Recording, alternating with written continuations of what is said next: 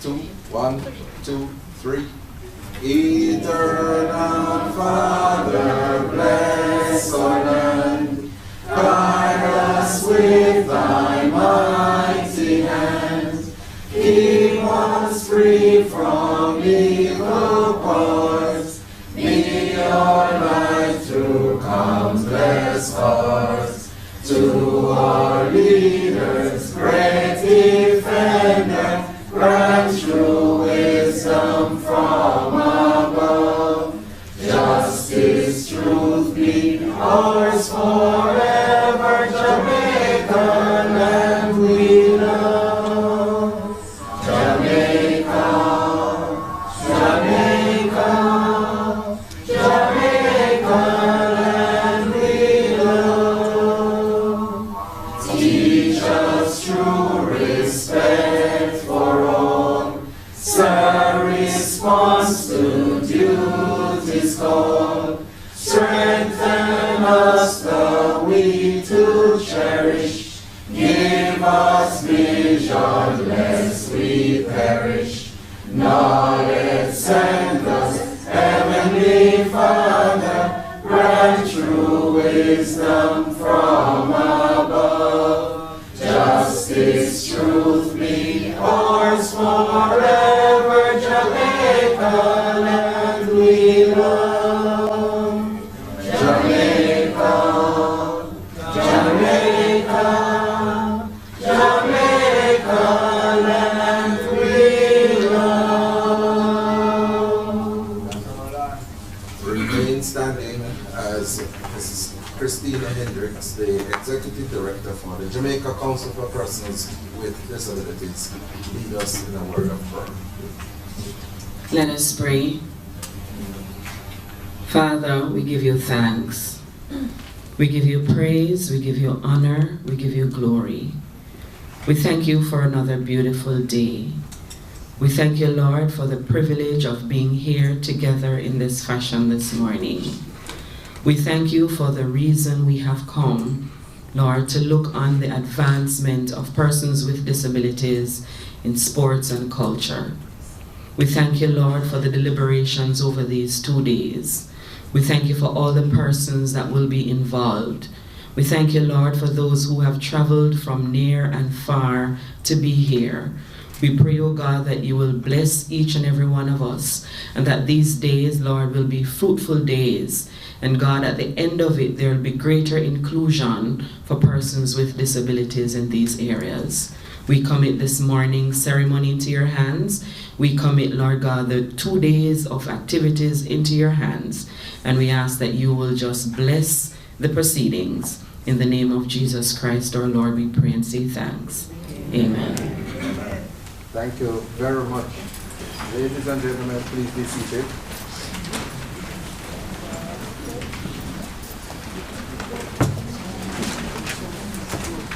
I want to take this opportunity to welcome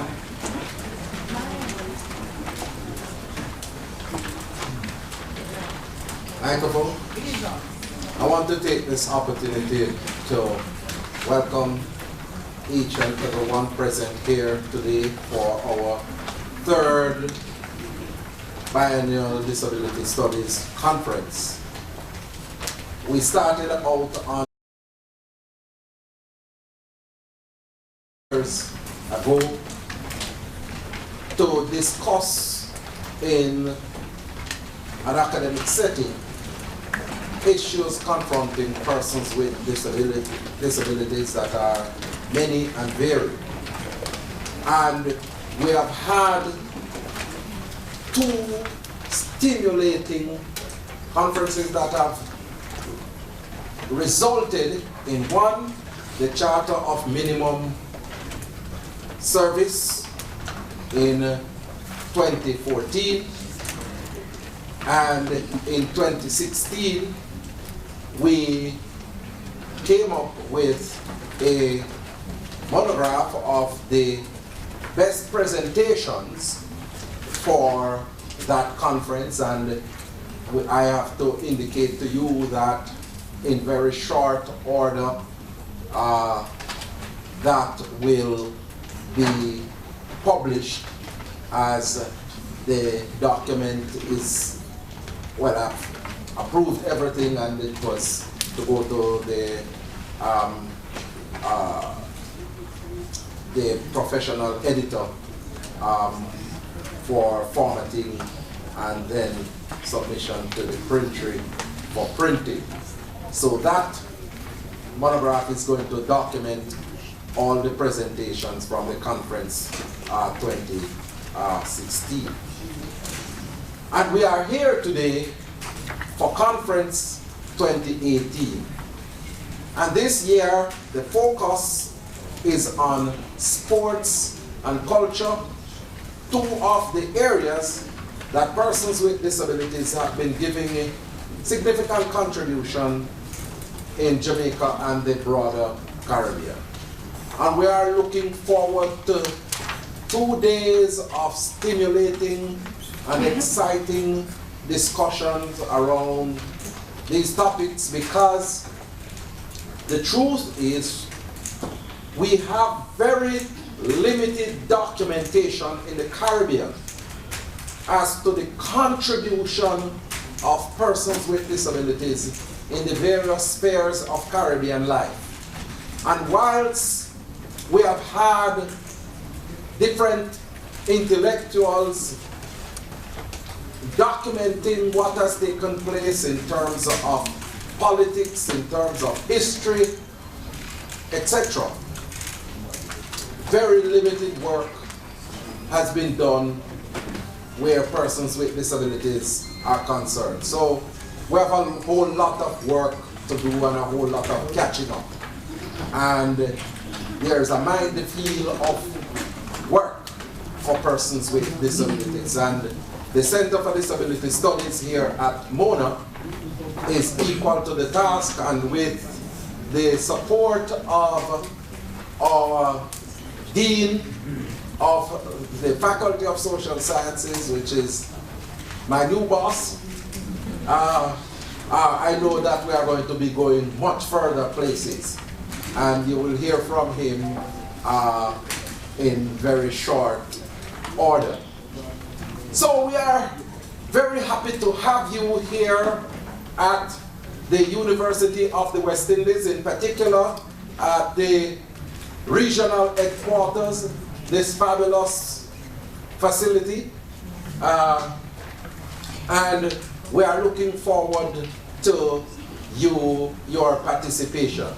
Just to indicate that how we will flow for the day. We have the opening session, and we are running a little bit late. And as soon as we complete the opening session, we are going to have the coffee break, and then we go into the actual presentations. We have lunch that is going to be between 12:30 and 1:30, and we will go downstairs and we will have lunch under the tents that are prepared downstairs, because no eating is permitted in this facility, in this room.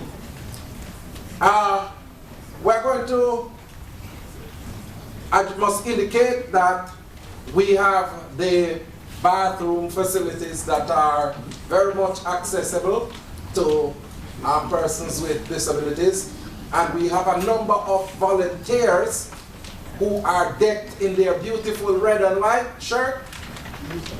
Any volunteers inside here? All right, stand, let them see you. Stand, let them see you. Ixwell want to see what you look like. So, Ixwell, tell me how they look.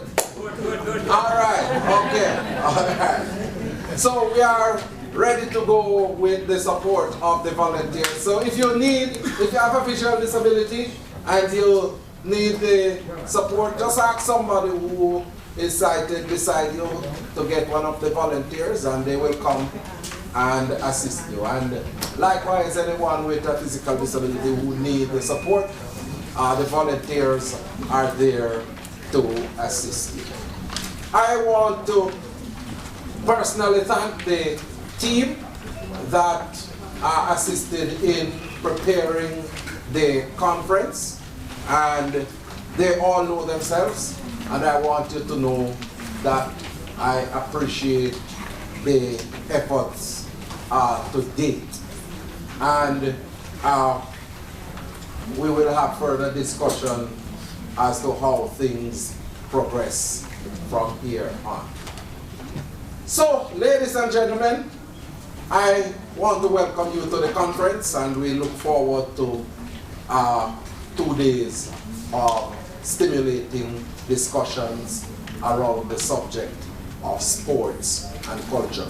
You would have gotten in your package the conference agenda, and we will be able to facilitate those who are not able to see. Again, the volunteers can assist in guiding those individuals who are unable to see. And we have a limited number of copies of braille copies for the program as well. All right, so now, ladies and gentlemen, we are going to be moving on to the next item on the program. And the next item on the program, you would have seen the principal of the University of the West Indies. Regrettably, unfortunately, the principal is not able to make it because he had an emergency meeting that he had to attend, and so he's not able to make it, but he has asked Professor Ian Boxill to deputize for him, and Professor Boxill will give the greetings on behalf of the principal. But just to indicate to you that the principal of the University of the West Indies is extremely committed to the cause of students with disabilities, as you will see from Professor Boxill's presentation. And I just want you to understand that he has backed that up with significant cash, because coming out of, as a part of the support for the conference, he gave $1.5 million to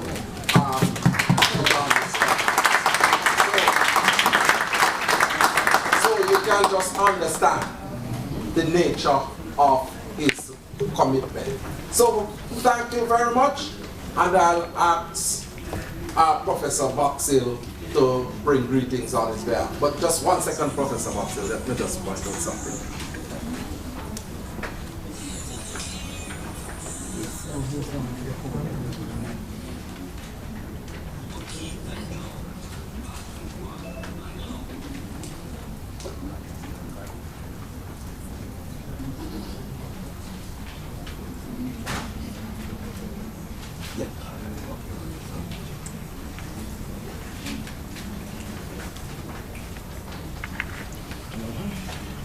Okay, good morning. Good morning. I need a livelier good morning than that. Good morning? Good morning. Okay, that sounds better.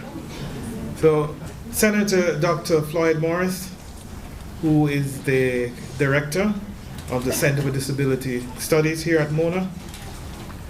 Ms. Gillian Kurodas, who is representing Minister Shahini Robinson, who is not able to make it today, and I'm sure she is competently deputizing for her, from the Ministry of Labor and Social Security, and Christine Hendricks, who is Executive Director of the Jamaica Council for Persons with Disabilities. Distinguished ladies and gentlemen, all welcome. I'm here presenting a written presentation, greetings from our principal, Professor Archibald MacDonald. So I'm reading his words. It is my pleasure to welcome you all to the third staging of the Disabilities Studies Conference that is being organized by the University of the West Indies Center for Disability Studies. Since the establishment, the university has prided itself as an institution for people. Our objective is to empower all citizens with a strong knowledge framework and skill set that will enable them to become active and responsible participants in society. Part of this objective allows us to spearhead activities that seek to protect the vulnerable, such as children, or those individuals whose voices are otherwise unheard or ignored by the general public. As the nation's leading tertiary institution, we believe that we have a social responsibility to ensure that everyone in Jamaica, regardless of class, color, religion, race, or physical or mental disabilities, is able to enjoy equal educational and professional opportunities.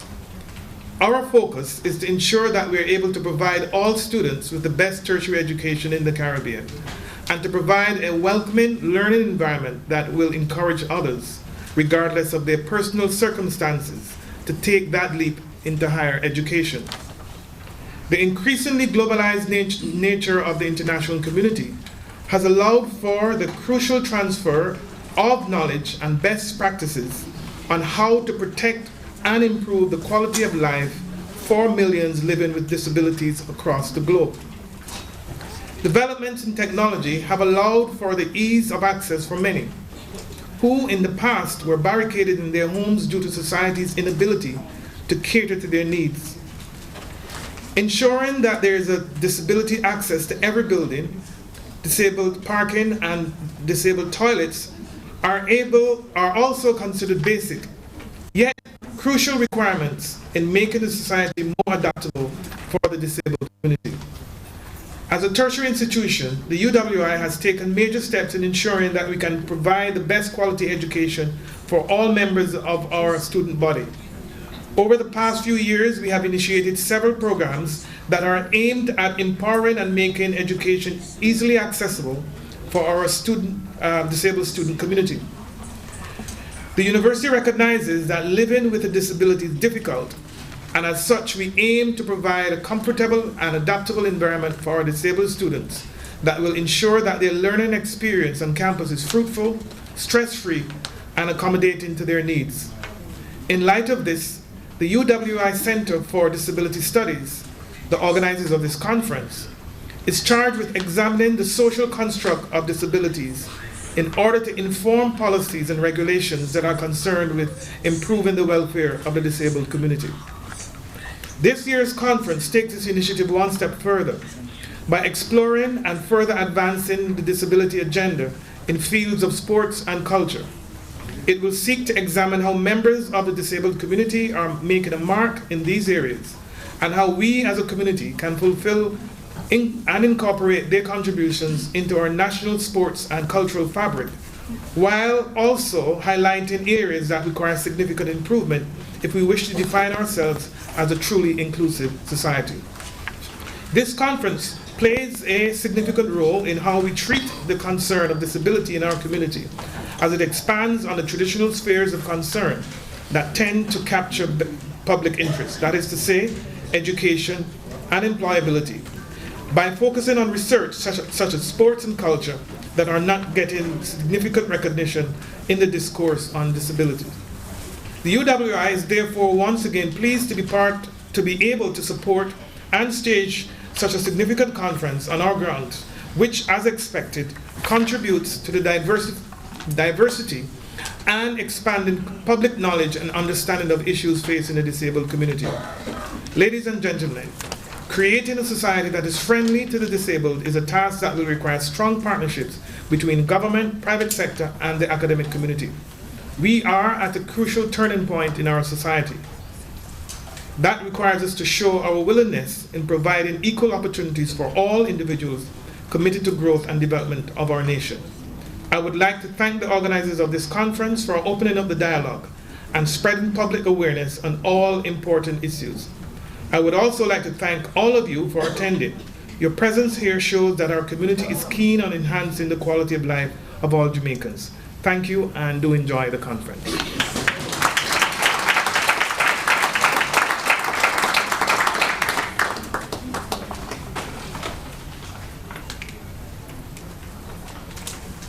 Thank you.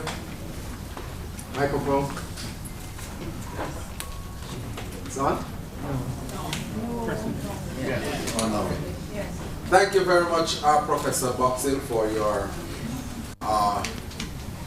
greetings on behalf of Professor Archibald MacDonald, Principal for the University of the West Indies.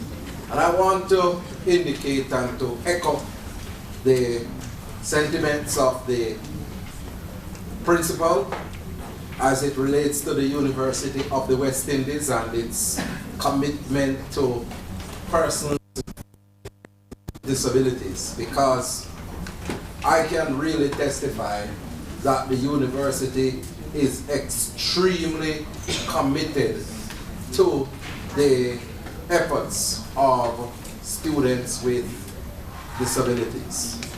And it is manifested in the various initiatives that have been put in place through the Center for Disability Studies and the Office for Special Student Services.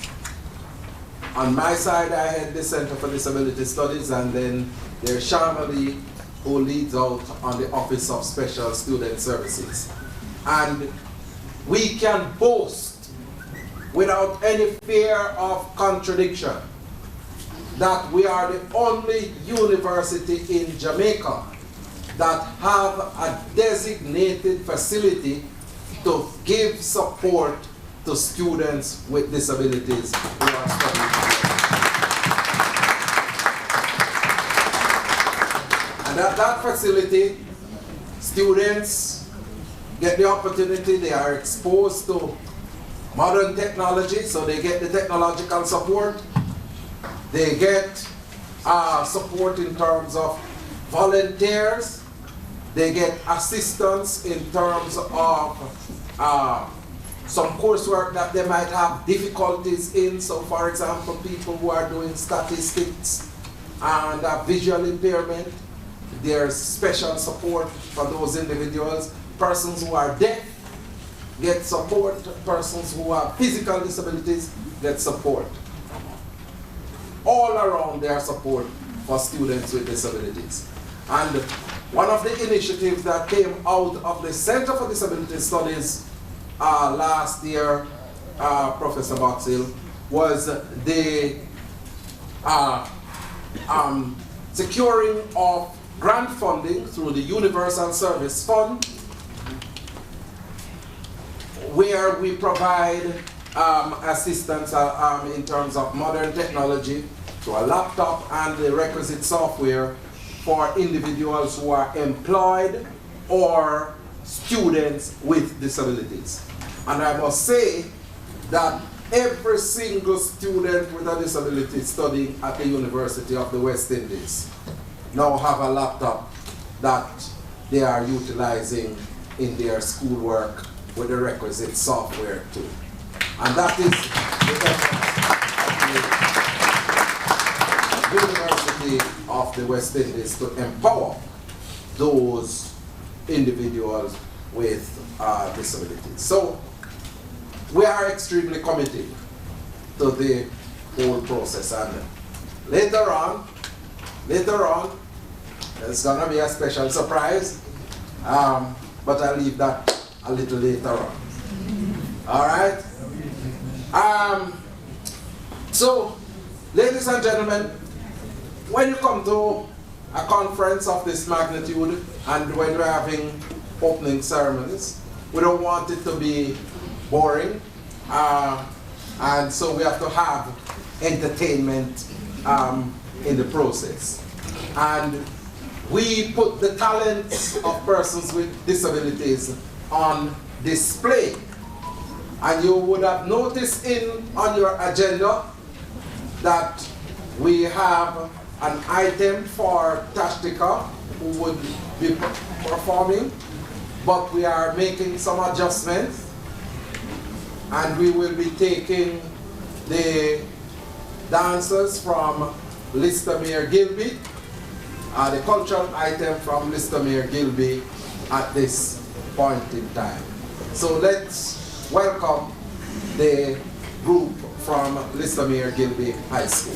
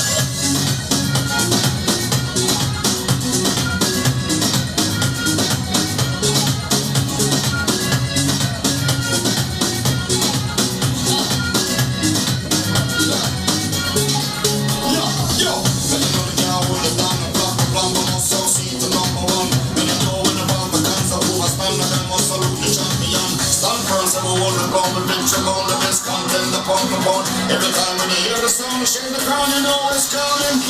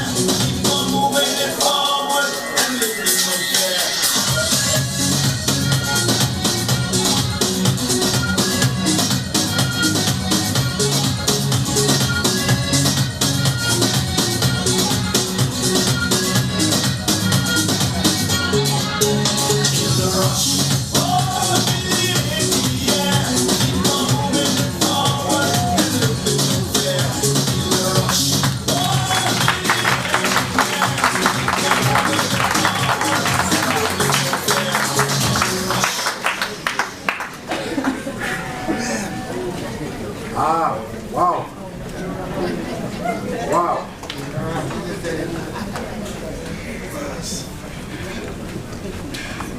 What the song said, we're moving forward and? In rush. What a performance. And we feel a rush of energy in the room.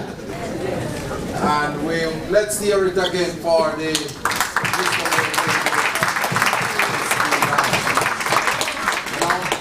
And when some people on the road see us with our disability, they wonder what it is that we can do. And I pity they wouldn't know the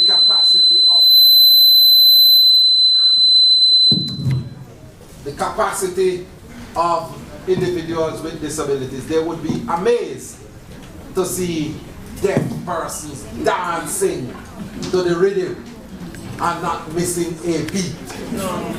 Huh? Wonderful performance. Wonderful performance. Ladies and gentlemen, we are going to a critical part of the opening ceremony, and this has to do with the introduction of the guest speaker. Ms. Ralisa Dawkins is going to introduce the guest speaker, but the voice you hear will not be the person was intended to be the guest speaker, because unfortunately Minister had a medical emergency and is unable to make it at the conference this morning, and she sends her profound apologies.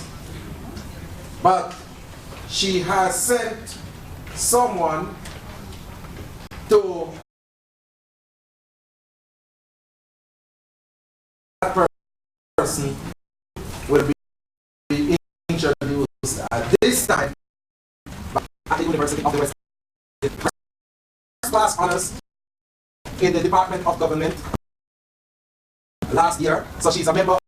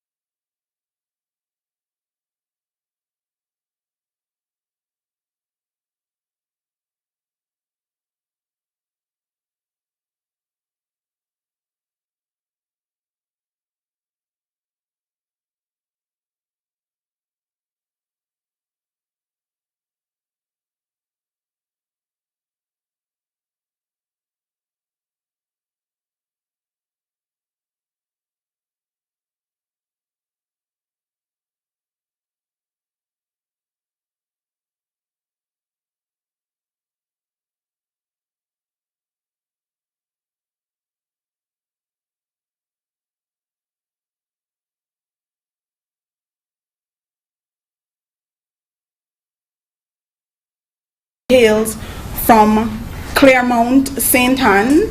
She's a past student of the Immaculate Conception High School, after which she attended Miami-Dade College, where she obtained a degree in marketing and public relations.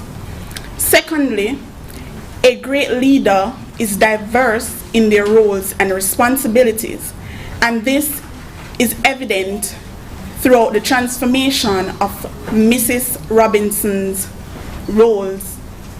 In 2007, we saw where she was the Minister of State in the office of the Prime Minister, and while holding that position, she was given the role of the Minister of State in the Ministry of Transport and Works in 2011, and as well as the Minister of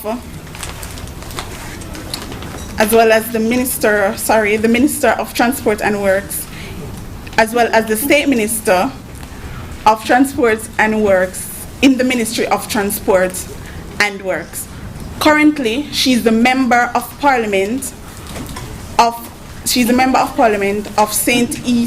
Northeast St. Anne and is the Minister of Labour and Social Services. As an elected person, she served the citizens in her constituency since 2001.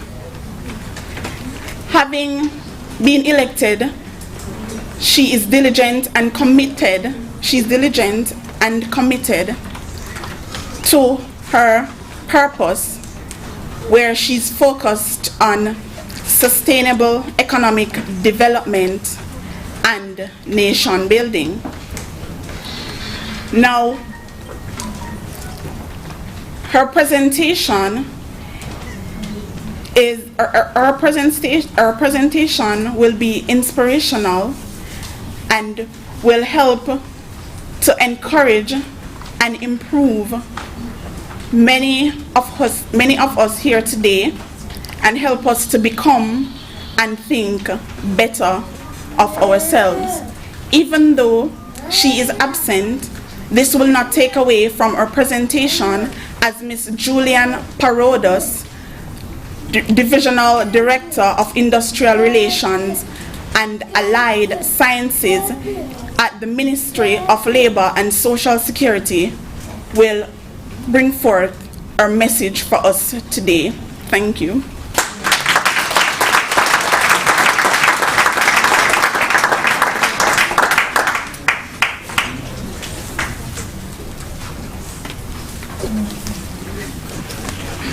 Thank you very much. I think we need to give Ralisa another hearty round of applause. I've always heard introductions, but most of them are read. But she spoke it straight from memory. Listen, that is just quite amazing. So Ralisa, thank you so much on behalf of Minister Robinson.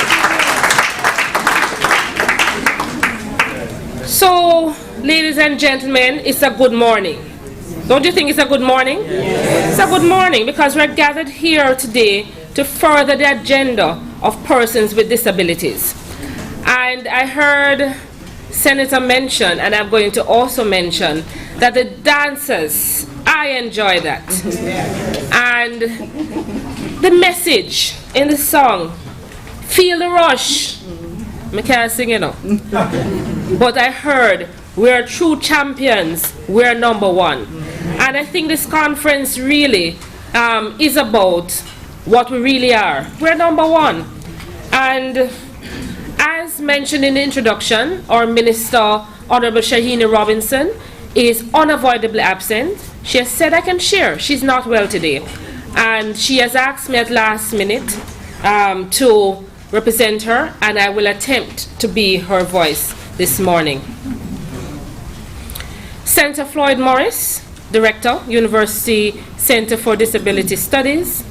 Professor Ian Boxill, Dean of Social Sciences and representing also Principal, University of the West Indies, Mona Campus. Mrs. Christine Hendricks, Executive Director, Jamaica Council for Persons with Disabilities. Presenters, performers, other specially invited guests, ladies and gentlemen, boys and girls. The Ministry of Labour and Social Security is pleased to be associated with your conference 2018. And Minister writes, it is my honor to share with you on behalf of Prime Minister, the Honorable Andrew Holness, who like myself is passionate and committed to the inclusion, integration, and empowerment of persons with disabilities in the Jamaican society. Let me pause to commend the University of the West Indies Center for Disability Studies for championing the disability agenda in the Caribbean region. Your sterling contribution over the years remains noticeable as you continue to build positively on the foundation laid decades ago in fulfilling the purpose for which the center was conceptualized. Indeed, through your commitment and your advocacy, this center has served as a reservoir of knowledge on which policymakers rely to a large extent in formulation of policies for the advancement of persons with disabilities and all whom they serve. The staging of this important biennial conference is very timely, and it comes at a time when the world is changing, and therefore our responses to the dynamic environment in which we live must coincide positively with the global changes, and in particular, how we treat with persons with disabilities and their inclusiveness. The theme, Enhancing the Disability Agenda through Sports and Culture in the Caribbean, represents a direct response to how we foster our cultural interaction and participation in sports for persons with disabilities at the national and regional level.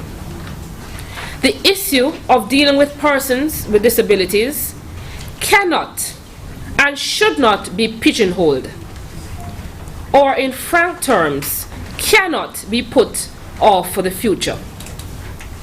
The financial constraints with which we are faced is real. Likewise, the challenges that face the persons with disabilities who, because of their circumstances, are often deemed to be vulnerable, must be given immediate attention. So whilst we seek to grow our economy, simultaneously we must seek to grow those individuals who depend on society to give them a much needed push start. As a country, therefore, and indeed as a region, we have to take steps necessary to realize the full potential of persons with disabilities and the role they too can play in their own personal development and that of this country. This cannot happen in a vacuum. The realization of this rests solely at the feet of the policymakers, academia, and civil society. As a government, over the years, we have taken steps to have a coordinated approach, emboldened by our commitment to international conventions, legislations, and policies to ensure that persons with disabilities are given the opportunity they need to make their mark in society. In Jamaica, we have been promoting the inclusion and awareness on disability-related matters. As such, we have ratified the UN Convention on the Rights of Persons with Disabilities, CRPD, in 2007. This is the first legally binding international instrument to address the rights of persons with disabilities, and proudly, we are part of it. In 2014, Parliament passed the Disabilities Act, and with the passing of this act, we are mandated to promote, protect, and ensure the full and equal enjoyment of privileges, interests, benefits, and treatment of persons with disabilities on an equal basis with others. Our aim is to ensure that all our schools and indeed our educational system becomes accessible centers of learning and development for all our children regardless of their circumstances. Last year, the Minister of Education spoke about a special education policy to fulfill the academic requirements of students with special needs. That announcement has not been lost on us. We are working on it to make it into being, and we believe that if we get education right, identify the children with disabilities, and put the provisions in place to deal with their needs, socially and otherwise, then the issues of inclusiveness will be less challenging. As a government, our aim is to find every child, every adult with a disability, and to extend the available resources of the state to them. so that social mobility will not be seen as a fad or a trend for the privileged class, but as the norm for every Jamaican. We want a Jamaica where all persons with disabilities can identify with the inclusiveness of our motto, out of many, one people. The creation, therefore, of a framework conducive to the advancement of persons with disabilities from an early age into adulthood is pivotal to achieving this, and the government is committed to that.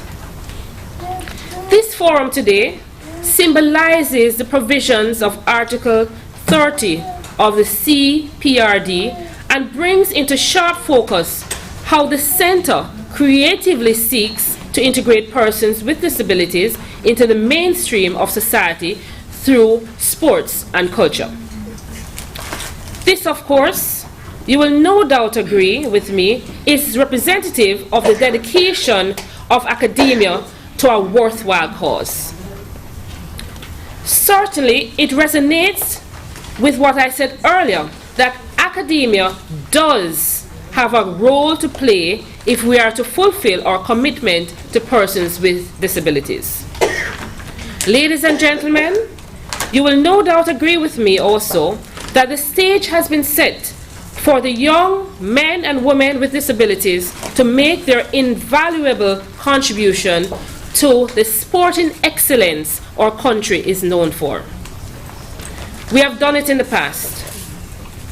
We are indeed proud of your increased levels of participation and inclusion in sports such as swimming, bocce, athletics, basketball, cricket, floor hockey, and football, to name a few. We have seen the benefits of the partnership between government and non-government organizations and the impact that such partnership has had on sports and indeed our culture. This conference here today is to consolidate those gains and to use them to further encourage and stimulate the resources available in strengthening the resolve for advancing persons with disabilities. Through this collaborative effort, we will be able to facilitate the sharing of critical information and best practices among partners, agencies, and other stakeholders to foster inclusion and awareness of persons with disabilities. I look forward to the discussions and insights to be gained. Let me use this medium to once again commend all the participants and organizers for your effort and wish this conference the success it deserves. Thank you, and God bless you.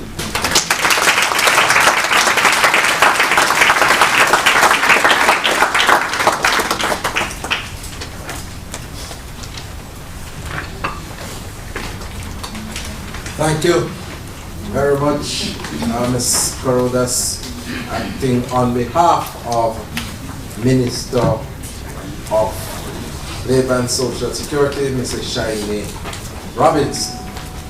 And,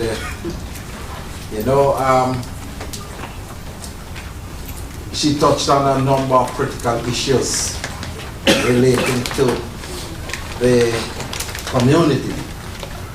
And you see that Minister is fully in tune with what is taking place with the community of persons with disability, and she has expressed her commitment as Minister and expressed commitment on behalf of the administration, the government, for the community of persons with disabilities. And we here at the University of the West Indies look forward to that partnership, that working relationship with the Ministry of Labour and Social Security.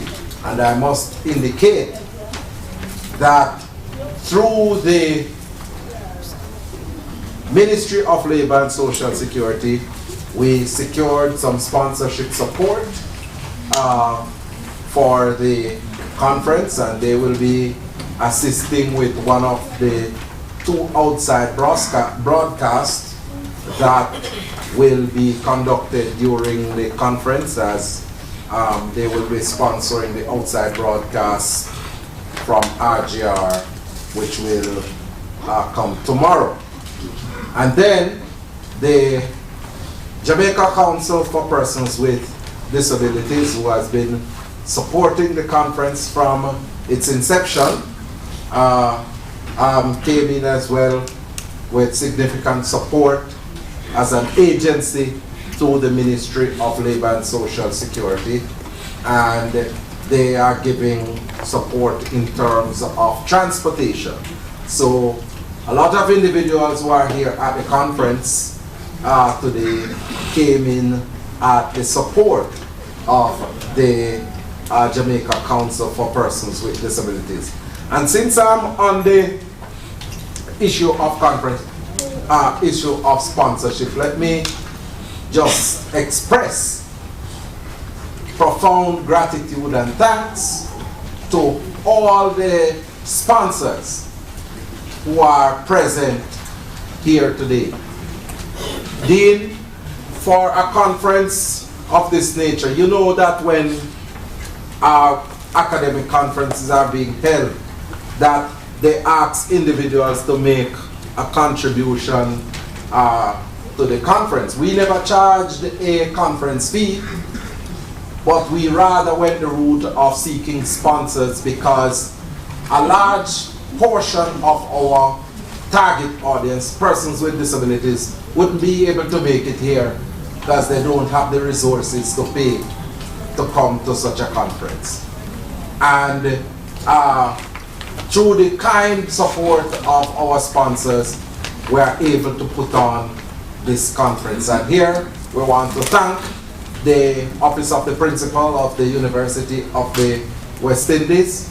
We want to thank the Giselle Foundation, who has been a partner with us throughout the journey from 2014, the Universal Service Fund, Petrojam, the Ministry of Labour and Social Security, as I've indicated, the Jamaica Council for Persons with Disabilities, and the Combined Disabilities Association, who, though they have not given us cash, but they have given us invaluable time.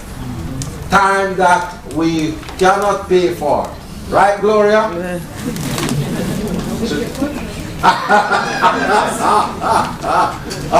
I'm going to get myself in trouble with her. All through the planning stages, she has been giving me problems. And I'm going to complain to her boss. Yes, I saw her. So, I want to thank the sponsors for their tremendous support. I really appreciate it, because there are different costs that are involved with a conference of this nature. I mean, to feed 500 people over 2 days is not an easy feat. And all of that is taken care of through sponsorship support. So,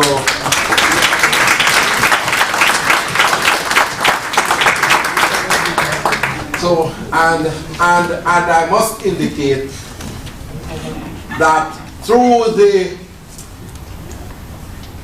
efforts, before I say that, so Ms. Corodas, tell Minister that we appreciate her comments and look forward to the partnership, and at a later stage we'll give you a token to deliver to her, even though it's you delivered. We will do. All right. I just indicate that we, because we got the sponsorship, we were able to get some funds to give a bursary to an outstanding student with disability who is currently studying at the university. And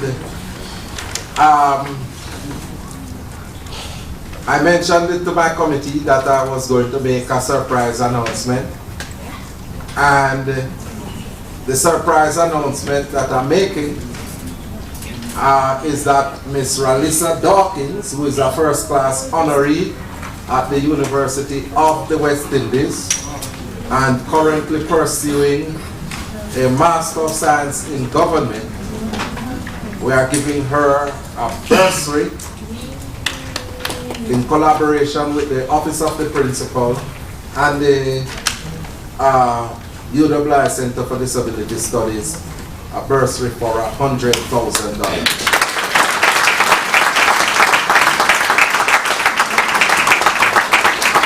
And at a later stage, I'll ask the Dean to present her with the letter. All right? Okay, I understand that she had a class to teach, so she had to leave. So, but she will be, somebody will collect it on her behalf. All right? All right. I understand that Tashtika is here, and so we are moving into that musical item, and so we want to make do and welcome Ms. Tashtika Sang and the company.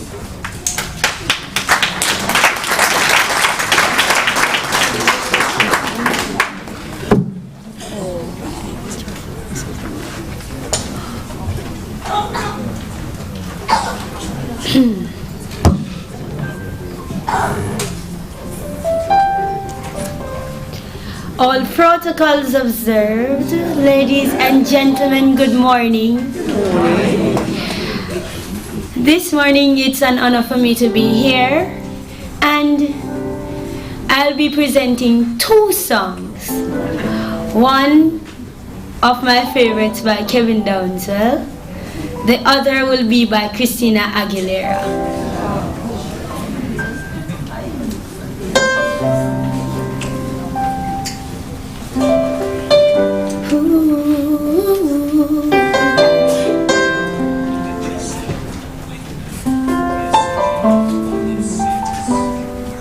Sitting right here, all alone, thinking of you, only you, with you in my mind, you in my heart, yet still I feel you are so far. Lord, I feel so empty. I need to know, but I still wait. I pour out my heart. What can I do to get close?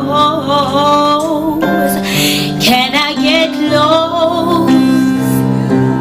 close to you?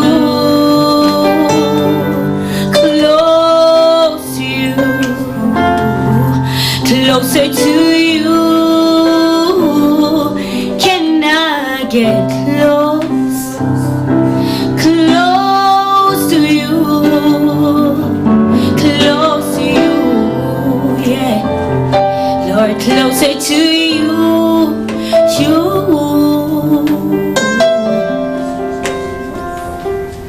I wanna cry, I wanna scream, but I don't wanna die, Jesus.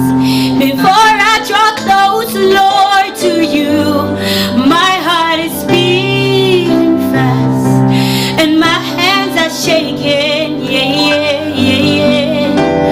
But I still wake, I re-seek that face, but I still need you to be so close. Can I get close to you?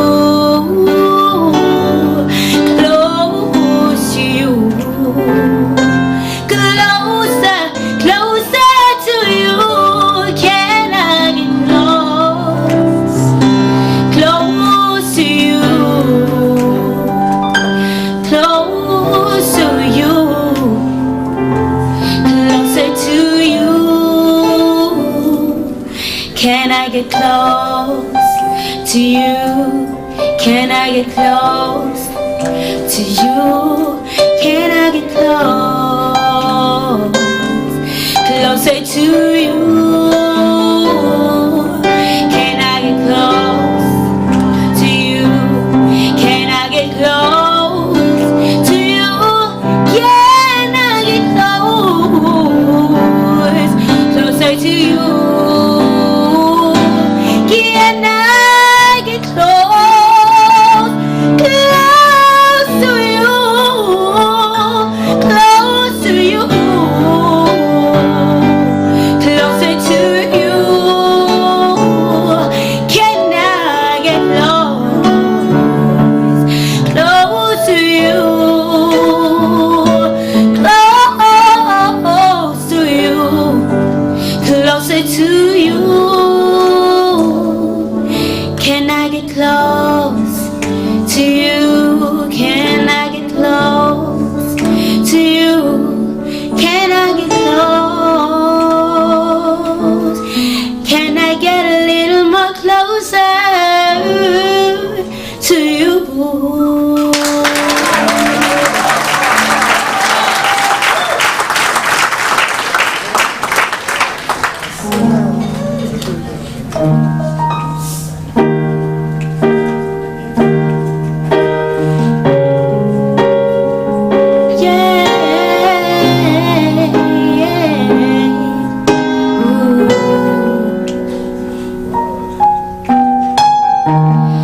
Every day it's so wonderful, then suddenly it's hard to breathe.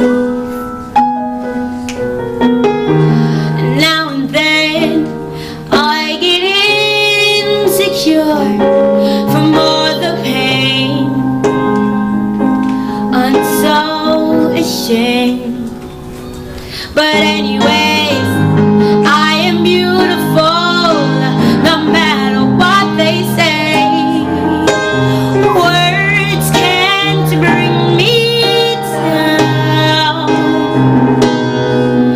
Yeah, I am beautiful in every single way. 'Cause the words can't bring me down. No. Bring me down today. Yeah. So tolerate your leader. So soon. In the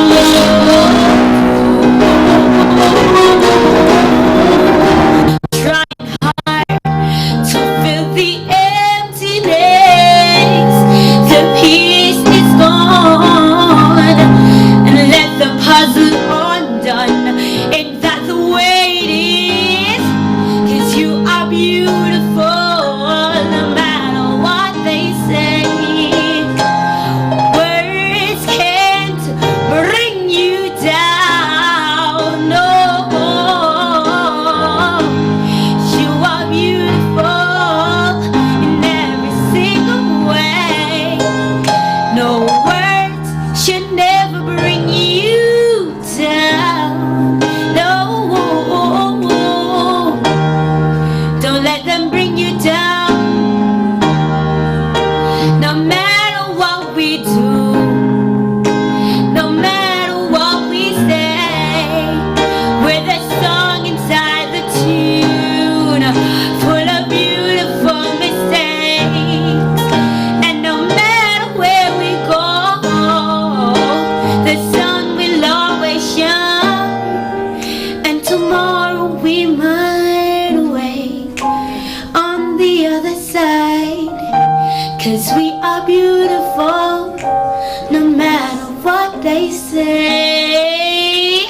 Words can't bring us down, no. You are beautiful in every single way. No words should never bring us down, no. We won't let them bring us down today. Won't let them bring us down. We won't let them bring us down today.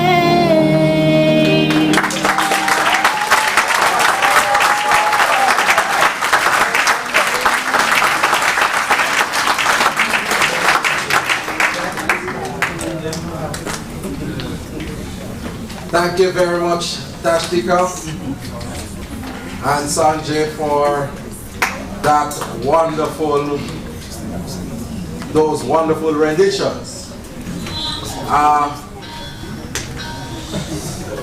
Please, I am very, very heartened at those renditions. And Prof. Sanjay is blind, Tashtika is blind, and both of them performed those wonderful renditions. Again, dispelling any myth about the capacity of persons with disabilities to perform. And Tashtika, Sanjay is at the University of the West Indies, is it? And we're looking forward to you coming. Alright?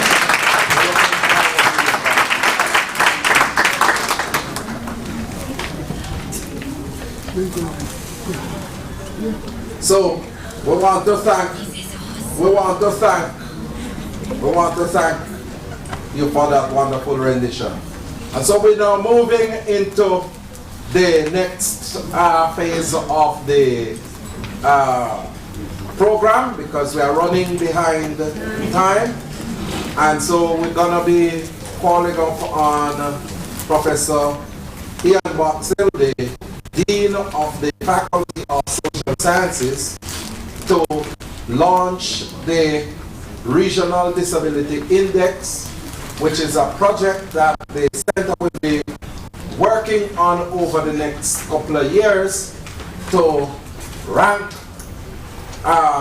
countries in the Caribbean that have signed and ratified the UN Convention on the Rights of Persons with Disabilities, and also committed to the Sustainable Development Goals. And without any further ado, I'll ask Professor Boxell to do the honors.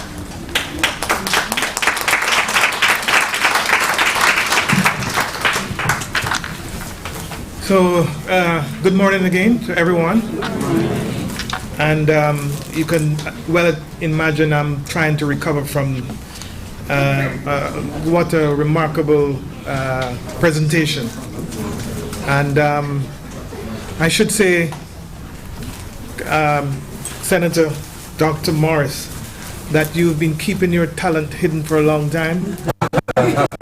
And now that you are part of our family, you can bet that we, over in the Faculty of Social Sciences, which you are a part of, will be seeking out that talent.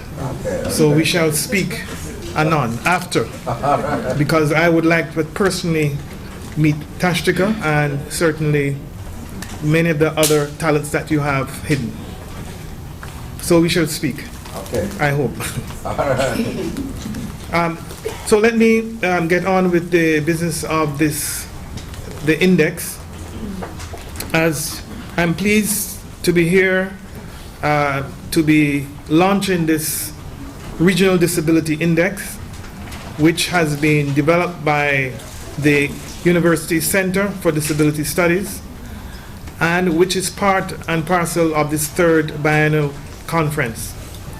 I'm happy to be here not just out of a personal interest, but because we in the Faculty of Social Sciences are happy to have the center as part of our family. As some of you might not know, the center was officially declared part of the Faculty of Social Sciences this year, after an agreement between the principal and myself, and so we've embraced them as part of our wider family. Over the years, I should say, Many of our colleagues in the Faculty of Social Sciences, in particular the Social Work Unit, and I see some members of the Social Work Unit here, have been conducting research in the area of disability studies. And we know that we have in that unit, in the faculty, some very committed, hard-working, competent persons who will be working even closer with you in advancing this research. With you, Dr. Morris's involvement, I can foresee a great deal of path-breaking research being done in the future that will help us to shine a light on lingering issues facing people with disabilities, and also help to educate others in the wider society, and help us to find ways to improve our performance on the index as part of the wider movement to address and to include persons with disabilities in our development. So, as we seek to implement the UN Convention on the Rights of Persons with Disabilities, we see this instrument as critical in ensuring that we monitor and have a sense in terms of our ranking.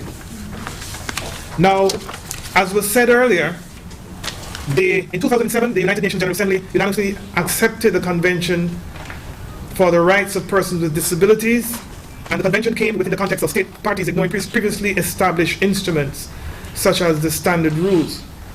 Since signing the 2007 Convention, over 120 countries have signed, and just over 80 have ratified, including Jamaica. The signing and ratification of the Convention by these countries clearly means that the provisions are enforceable, and that's important. And the UN has put in place several mechanisms to monitor the implementation of the Convention by state parties. What is lacking, or what was lacking, however, is a mechanism to measure and rank the progress of state parties in establishing facilities in their countries for persons with disabilities. And it is in this context that the University of the West Indies Center for Disability Studies had developed a mechanism, this instrument, to track and monitor the progress of countries in the Caribbean and Latin America in implementing measures to actualize this convention, the Convention on the Rights of Persons with Disabilities. And also connected with that are the SDGs, the Sustainable Development Goals. So, recognizing that this center is the only such center within the university, the wider university, and also that it will, and well, it has started to become a center of excellence. We look forward to the work that is likely to come from using this instrument to collect data and help us with the ranking. Now, part of the remit of the Center for Disability Studies include putting disabilities issues on the development agenda and pursuing research, as I said, and therefore the Center for Disability Studies will be at the forefront of doing this research. And the University of the West Indies has a regional mandate, and that is required to find solutions to pressing developmental issues. And as part of our new strategic plan, we believe that this index, which seeks to monitor and to ensure that we are in concert with the 2007 Convention, that this index and the work of the center are part or form an essential part of implementing our strategic plan, which focuses on alignment, access, and agility. So it seems, Dr. Morris, that the development of this index and the work of your center was conceived as part of, or played an essential role in ensuring that we achieve the goals of the strategic plan. So the development of this index is a step in the right direction. When we can accurately measure and get a sense of where we are in relation to our goals, this is a good thing. But also we need to know where we stand relative to each other. This allows us to see where there are gaps and what we need to address them. Even though this index has been developed as a country instrument, and I know that there are 18 pages, a very long instrument, but it's a pretty easy instrument to fill out. There are no extensive sort of writings that you have. It is a mixed instrument, meaning that you have closed and open-ended type questions. This instrument, even though it is 18 pages and it's focused on countries, it would be interesting, I think, for us to look at ourselves here at the university to see where on those questions that are relevant to us, where we stand. And I would recommend that at some point we extract those relevant questions to do our own self-assessment as we seek to assess others. So I'm here not only talking about policy, but implementation. And this is why this instrument is important. I'm sure, Dr. Morris, that you'll be the first to admit that even though we've come a long way, there's much that we can do. And I want to give the full assurance that the faculty and its expertise stand willing and able to assist in whatever way to ensure that we have an instrument that is robust as possible. So let me end by congratulating you and the center for working in constructing this instrument. Constructing instruments is never easy, and whatever instrument you have will always face criticism. But I would advise that, or suggest to you that criticism in this context is not necessarily a bad thing, may not be a bad thing. It can help us to improve on the instrument, an already good instrument. I'm sure that as you recognize this, that there will be more work to do on this instrument.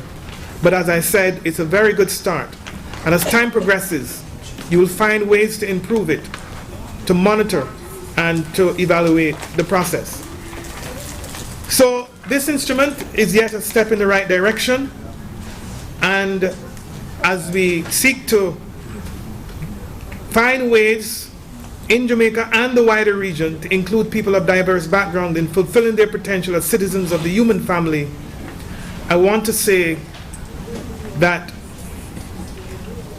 you have started on a path which will be fully embraced by all of those who will have the opportunity to review this instrument. So having said that, I would now like to declare that this instrument is officially launched. Thank you very much.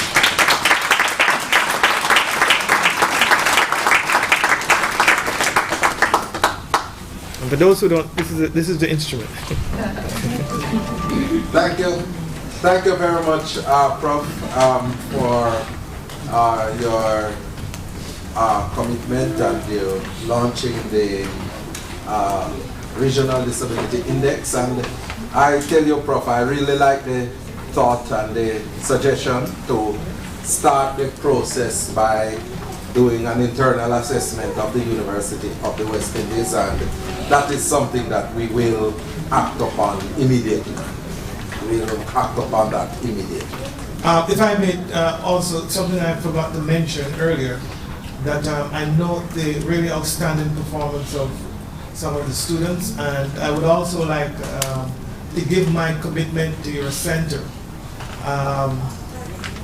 providing funding for 2 graduate assistants who per year that can work with your center to help in this work and to also facilitate greater research with those who are involved. So that's 2 graduate assistants. We normally provide them for each department in the university, but I'm here giving you my commitment that you can nominate, along with whomever you decide to work with, 2 persons, and those graduate assistants, they will be graduate students who can work with you and will be funded through the office of the dean. Thank you.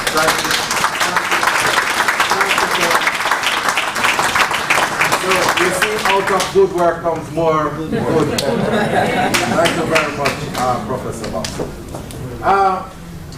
Ladies and gentlemen, we are pressing on, and at this point in time, we're going to be presenting some tokens to Professor Boxill, Professor Archibald McDonald, but Prof will ask Prof to collect on his behalf, and for Mrs. Shiley Robinson, Minister, and Ms. Corodas will collect on her behalf.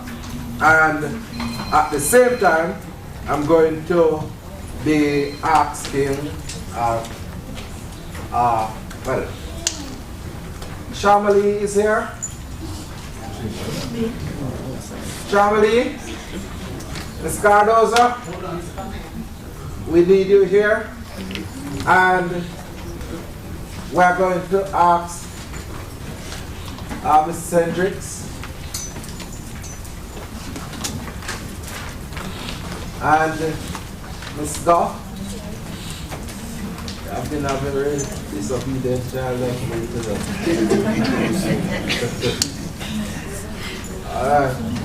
All right. Christine, you will present to Prof. Boxhill for Prof. McDonald. And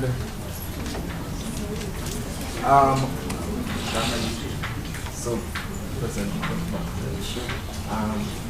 hold on just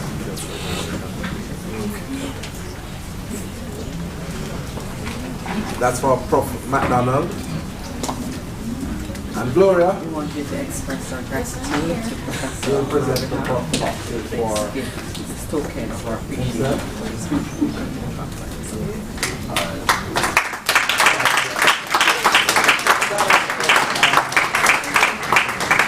Just hold on, Prof.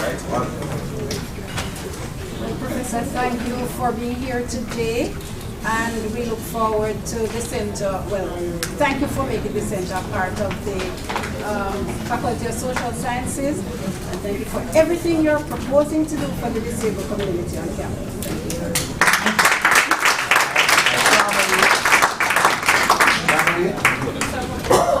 you. You'll present to Ms. Barodas, or Minister. A little more volume. You're hearing me now? All right. Sorry about that.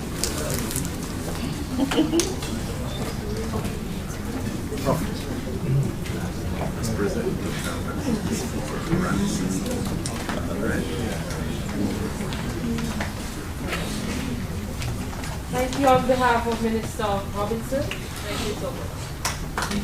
Shamali, don't move, because we'll make Prof present you the letter for Ralisa and the bursary.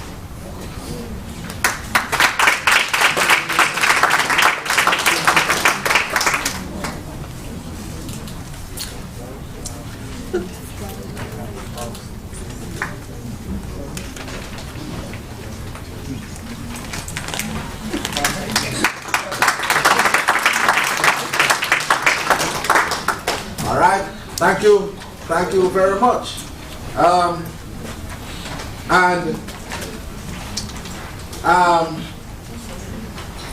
We're moving along now to the vote of thanks, and I want to invite a hard-working young man and very, very committed individual, Mr. Jason Ricketts, who is one of my research assistants, to come and move the vote of thanks. He's also a member of the committee that planned this conference. Jason?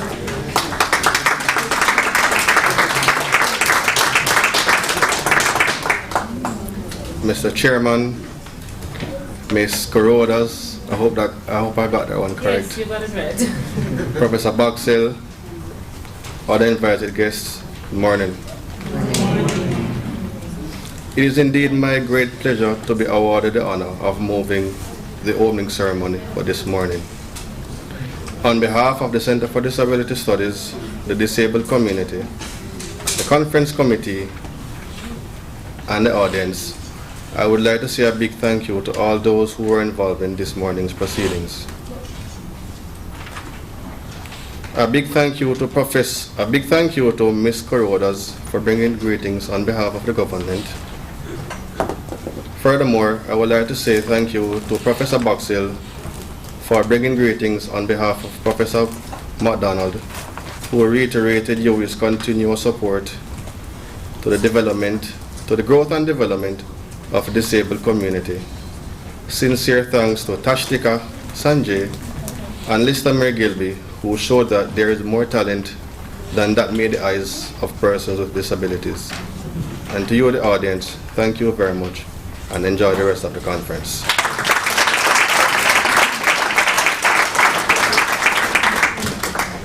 Well, one thing that I know Jason could not be, and is a politician. Want to thank you very much, Jason, for your moving the quota plans, and I had extended my gratitude to the various players in terms of sponsorship before, and I want them to know that we appreciate tremendously all the volunteers who have been giving their support. We really appreciate the effort. The members of the regional headquarters management team, thank you very much. My committee that worked closely with me, and I want them to stand as I call their names. Miss Gloria Goff,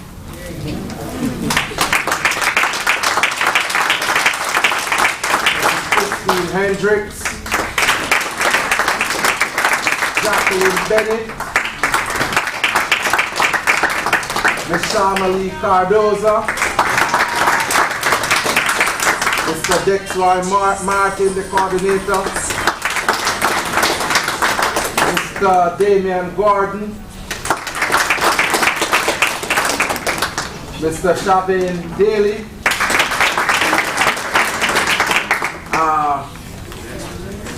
Jason Ricketts, Ms. Chevelle Garson, and even though she was not in the committee meetings, but Ms. Bernadette McPherson gave tremendous support to her. And you all know that my eyes and my ears are on the move. Mr. Donovan Ackers gave tremendous, and is giving tremendous support. Members, have I left anybody out? Yeah, Kevin on this one.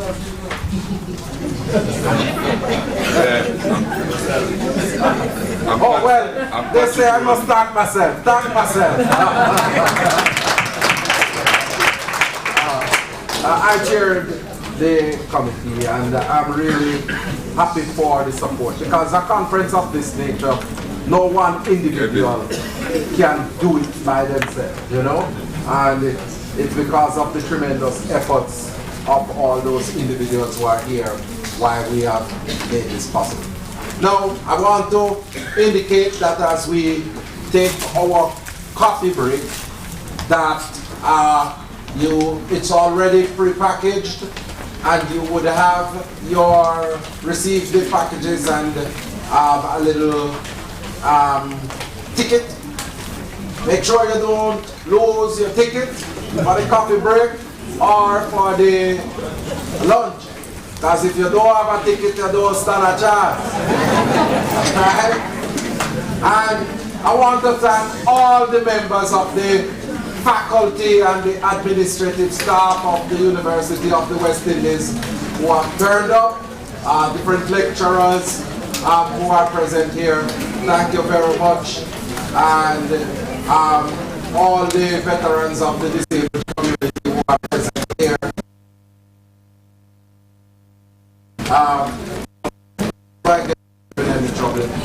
I see it to Douglas, Mrs. Coombs, Mary.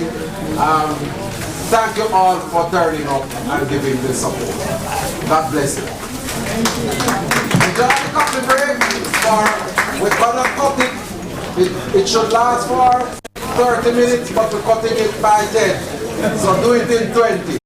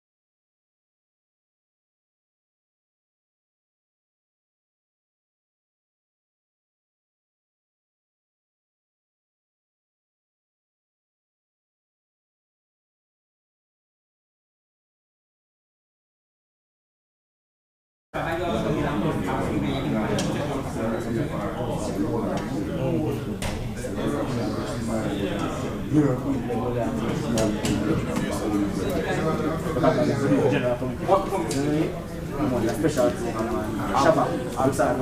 Absolutely. You know, we don't expect to mobilize the people. That's what I say? Yes. I'll make your space. I'll be getting all the tools and so you can see the whole heaps of collaboration. All right. Yes, it's nice.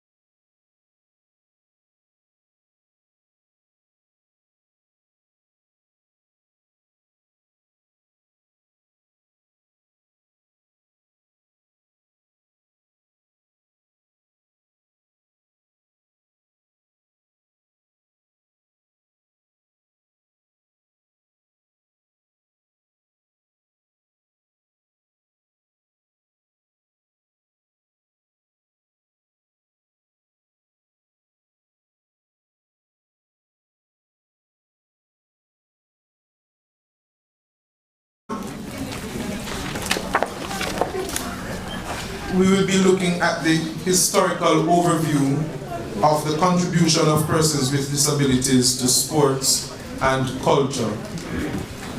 Our presenter is the director for the UWI Center for Disability Studies. He is also a senator in the House of Parliament in Jamaica, former state minister in the Ministry of Labor and Social Security, and also former president of the Jamaican Senate. He's no stranger to anyone here. Last year he earned his PhD and also launched his autobiography. Please help me make welcome Senator Dr. Floyd Morris.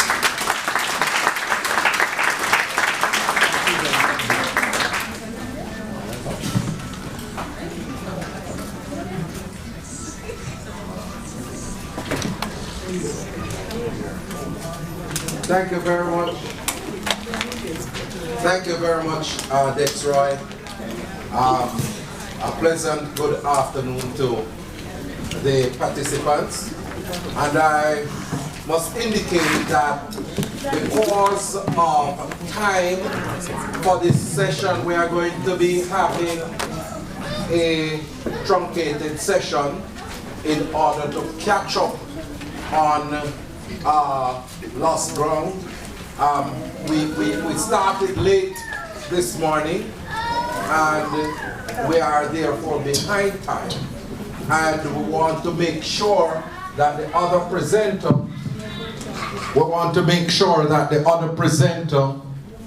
gets the opportunity to present. So I'm going to be speaking to you for up until 12:15. And then after I'll break, the next presenter will come until 1 o'clock. And then we go for lunch between 1 and 2 o'clock. And we return thereafter and continue for the rest of the afternoon. So we would just be behind by half an hour then. All right? Agreed? Yes. Good. You enjoy the coffee break? Yes. Great. Now, this session we're focusing on an historical overview of the contribution of persons with disabilities to sports and culture. And in so doing, I want to place in context how persons with disabilities got involved with the whole issue of sports and cultural participation. The fact of the matter is that over the years, persons with disabilities have been seen as individuals who should be confined to their homes, or they be dependent on the state or members of society to give them support. And this viewpoint has been reinforced in what we call the welfareist perspective on persons with disabilities. And then after a while, different other models, different other perspectives emerged, and we had what we call the medical model, which primarily viewed persons with disabilities from a health perspective. And recently we have adopted a more developmental, human rights-based approach to persons with disabilities. Now, coming out of these models and dependent on the time period, the individuals were treated in particular ways.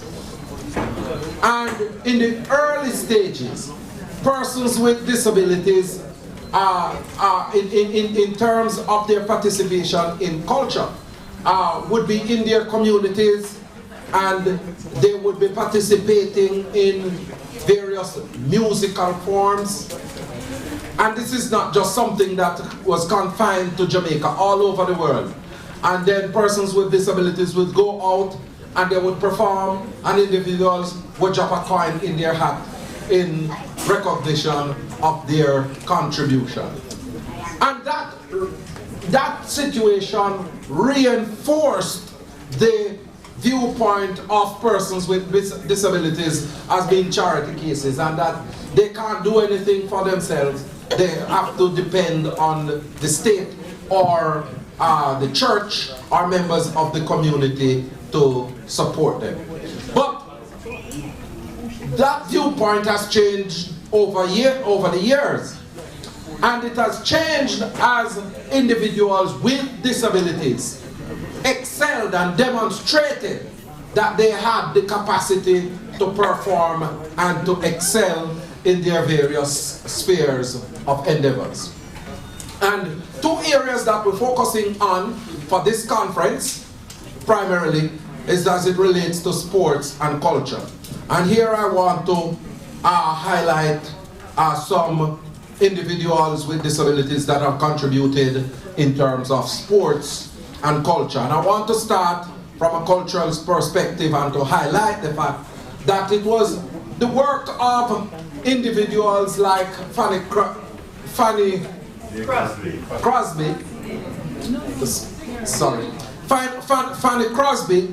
who Fanny was blind, and she wrote several hymns. As a matter of fact, it's over 8,000 hymns that were written by Fanny Crosby. She's one of the most prolific hymn writers of all times. And Fanny brought prominence to persons with disabilities in terms of their performance in the cultural space. And you had individuals like Beethoven.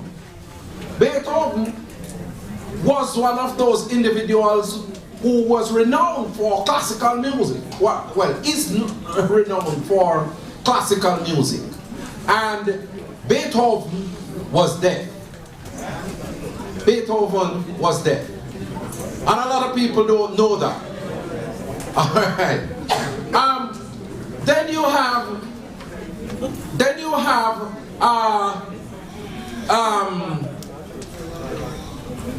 have individuals like Ray Charles.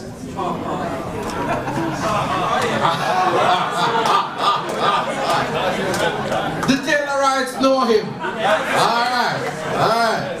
Then you have Ray Charles. Ray Charles came on the stage in the 1950s, and he was very dominant in terms of his musical era. And we know that Ray Charles himself was blind. Take it locally, and you had groups like Fab Five Band. That is one of the oldest and longest serving bands in musical bands in Jamaica. A group of blind individuals who graduated from the Salvation Army School for the Blind and came together to form that band, and they have been doing and performing tremendously right across the globe. You had individuals like Frankie Paul. Alright? Frankie Paul was another outstanding musical artist, and he has had several hit songs right across Jamaica and the world. A more contemporary artist that we have had is Tifa, she was the Digicel Rising Star winner a couple of years ago, and she is currently a Digicel brand ambassador, and I must point out that Tifa has a physical disability.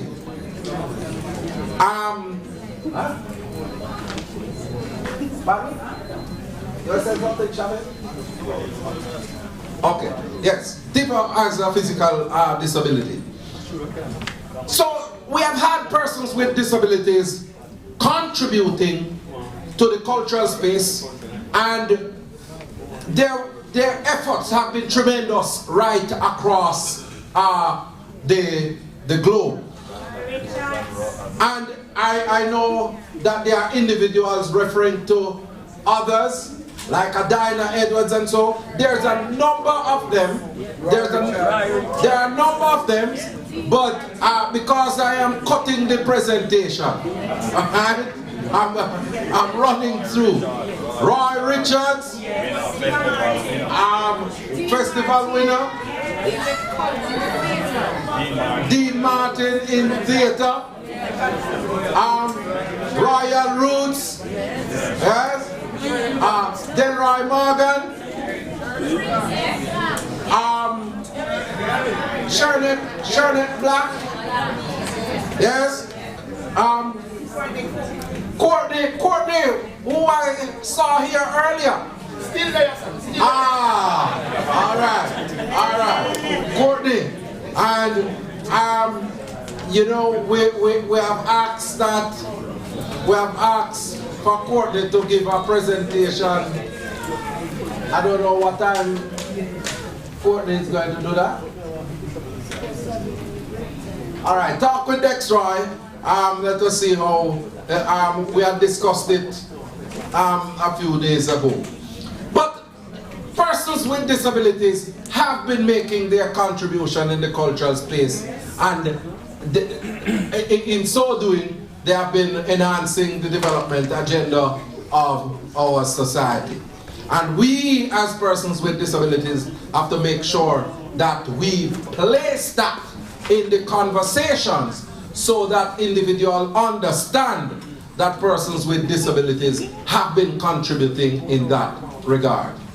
And out of research that we have done, or still doing at the Center for Disabilities, Center for Disability Studies, we are working on a booklet or a book on the contribution of persons with disabilities in the field of culture.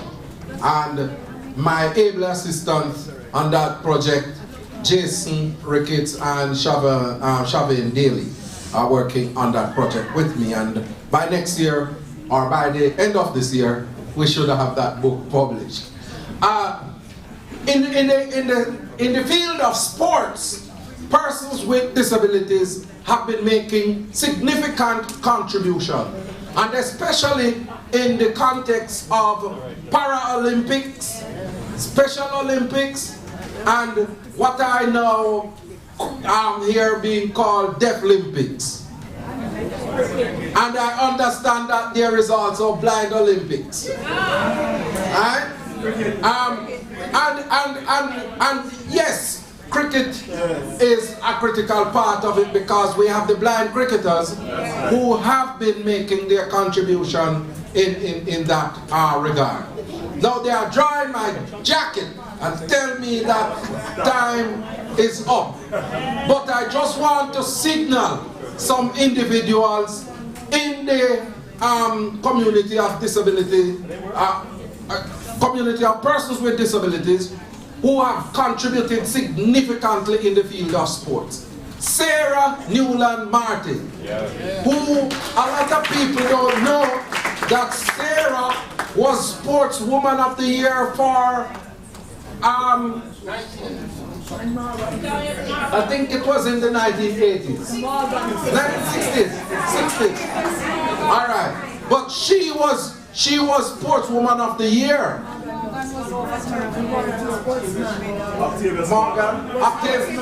Octavius Morgan. Alright? And then we have people like Sylvia Grant that have contributed significantly in the field of sport.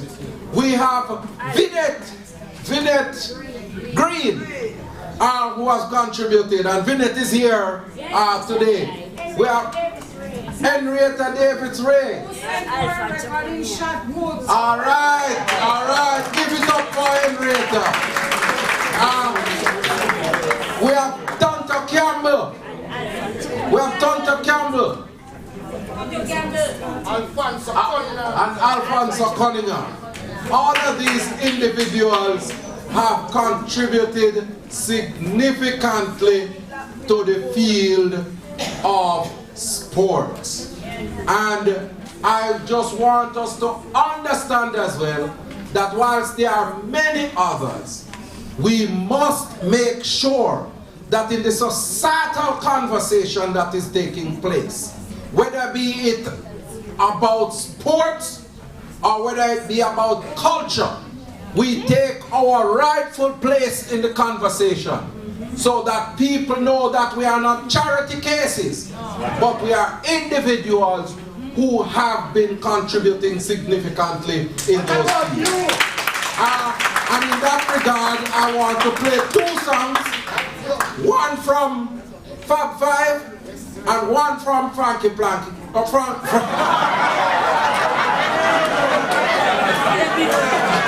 That's why I don't like nobody rush me when that one from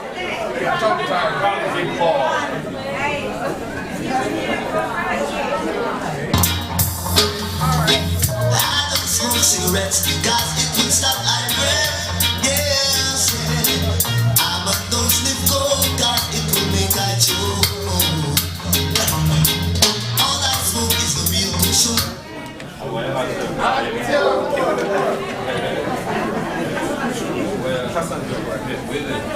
Where's the other song?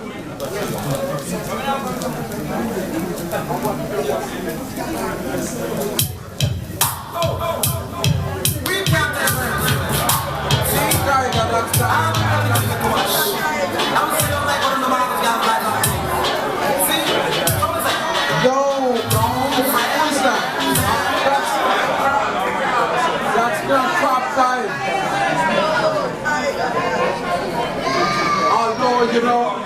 Although you know that Tiger went into an accident and developed a physical disability. Alright? So, but that is not Fab Five. Alright. I just want to also remember to remind the audience of the contribution of persons with hearing impairment, persons who are deaf in the field of culture as well, because Miss Cassandra White had entered Miss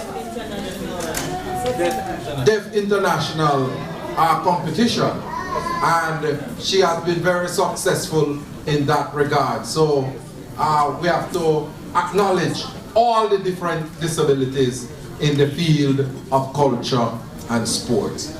Thank you very much, and we could go on and on, but in the interest of time, we have to cut the presentation. Thank you very much. Thank you, Dr. Morris, and we've just had an historical overview of the contribution of persons with disabilities to sports and culture. For those who didn't know, now you know. All right, so just give Dr. Morris one more round of applause. And give yourself a big round of applause because most of you were calling out the names, and so I take it that most of you here know the history. And Marcus Garvey said people without knowledge of their past is like tree without roots. So I know everybody is rooted right here. Right? So without further ado, I'm going to invite the moderator for the second session, Mr. Arnaldo Brown, who is a former member of Parliament and a lecturer in the Mona School of Business and Management. He'll take care of this session. Thank you very much. Good morning, everyone. Good afternoon, I should say. I'm rolling back the clock. That means we're having a wonderful time. You agree with me? And this is a wonderful conference. You agree with me again? Yes. Yes, indeed. I want to congratulate Dr. Morris and his team for putting on this conference. And in fact, I must say that I've been attending this conference from its inception.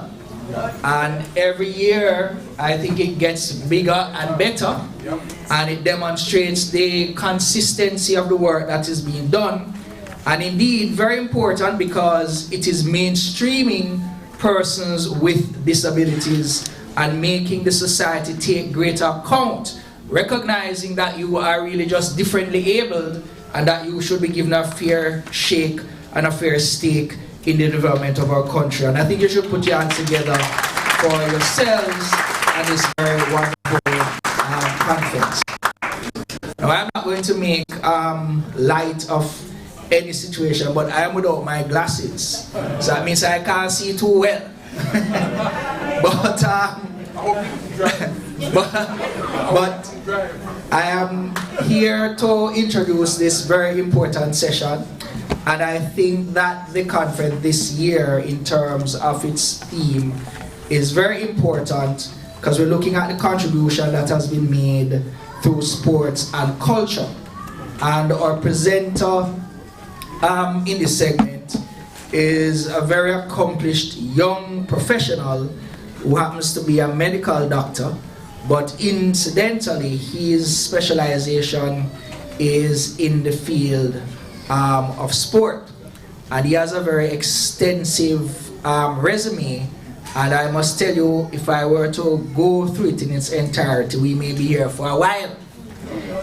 And I want you to be able to hear his presentation and to have the opportunity to field some questions, and therefore I'll just highlight a few salient points, but this by no means underscore the level of accomplishment he has. But currently, Dr. Andrew Salmon, is an outstanding medical doctor and serves Sagicor HMO PPO in the capacity of manager here in Jamaica. His duties include the revision of the HMO program and looking at new initiatives in the reduction of health insurance premiums without compromising the benefits being afforded or offered under the plan. He's currently a clinical director for MedFest, and MedFest interacts and deals with Special Olympics and currently performs medicals for athletes going to the Special Olympic Games, and therefore that underscores why he's here this afternoon. And just a word on our special athletes. Quite frankly, they bring as much glory and honor to Jamaica as our regular athletes. And we should applaud them and celebrate them. When I see one of my very good friends right here in the front row, and I must tell you how proud I am of them. And as I'm saying to you, that Dr. Salmon is extremely accomplished, right? And he's a leader, and he's going to bring some thought leadership to us here in this conference. So let's welcome him warmly as he makes his presentation.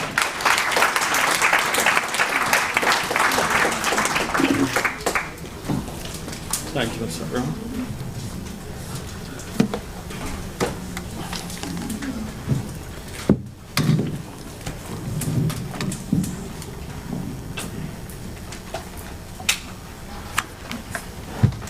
Good afternoon, everybody. Thank you for having me at this very special occasion. All right, I'm too also without my glasses, so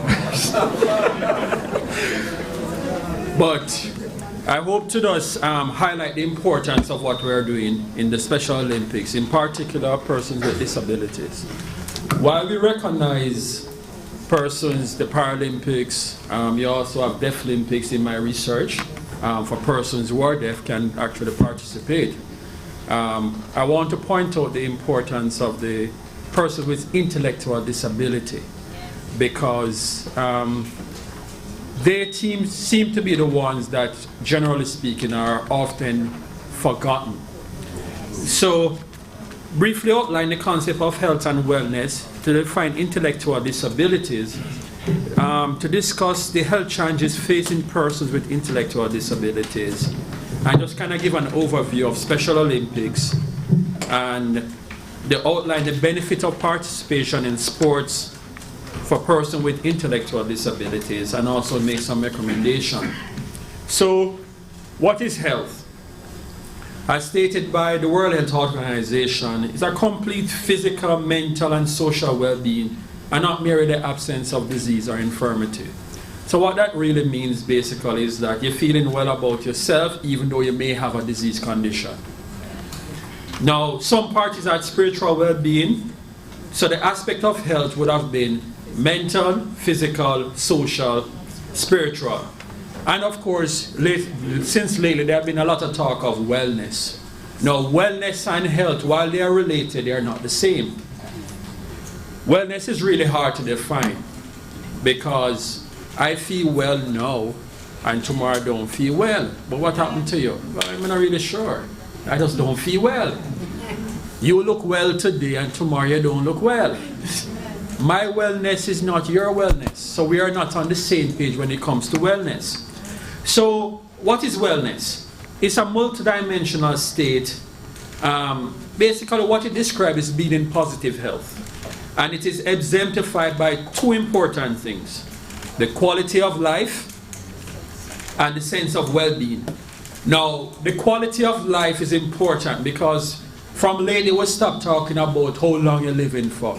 Because who wants to live long and be on their bed all the days of their life? So you want to be, even if you live shorter, but at least you can run up and down and play and do everything that you want to do. And so you find out that there's a difference in the way you look at how you want to live, just as well as you want to look at how you die as well. And of course, it must have a sense with it. You must feel within yourself that you're well, you're doing well, and you're okay, right? Wellness is actually an active process. It's not just where you are now that determines that you're well, because every time life is changing, things are changing. And 1 minute you're here today, as when I heard the song from Tiger, I said, yeah, I remember Tiger used to jump up on the stage and why? And when he got the hit off the bike, then afterwards I stopped seeing him jump.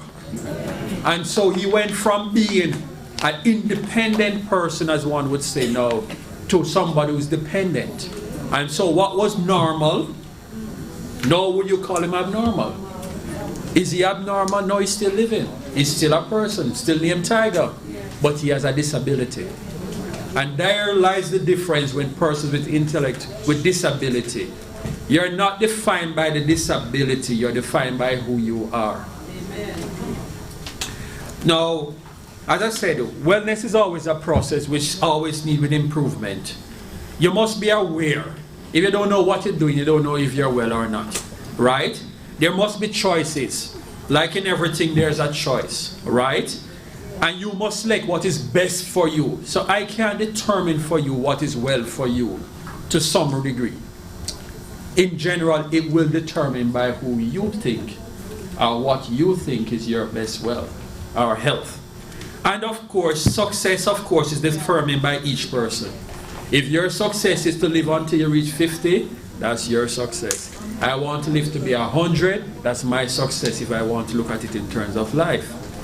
Now, what is intellectual disability?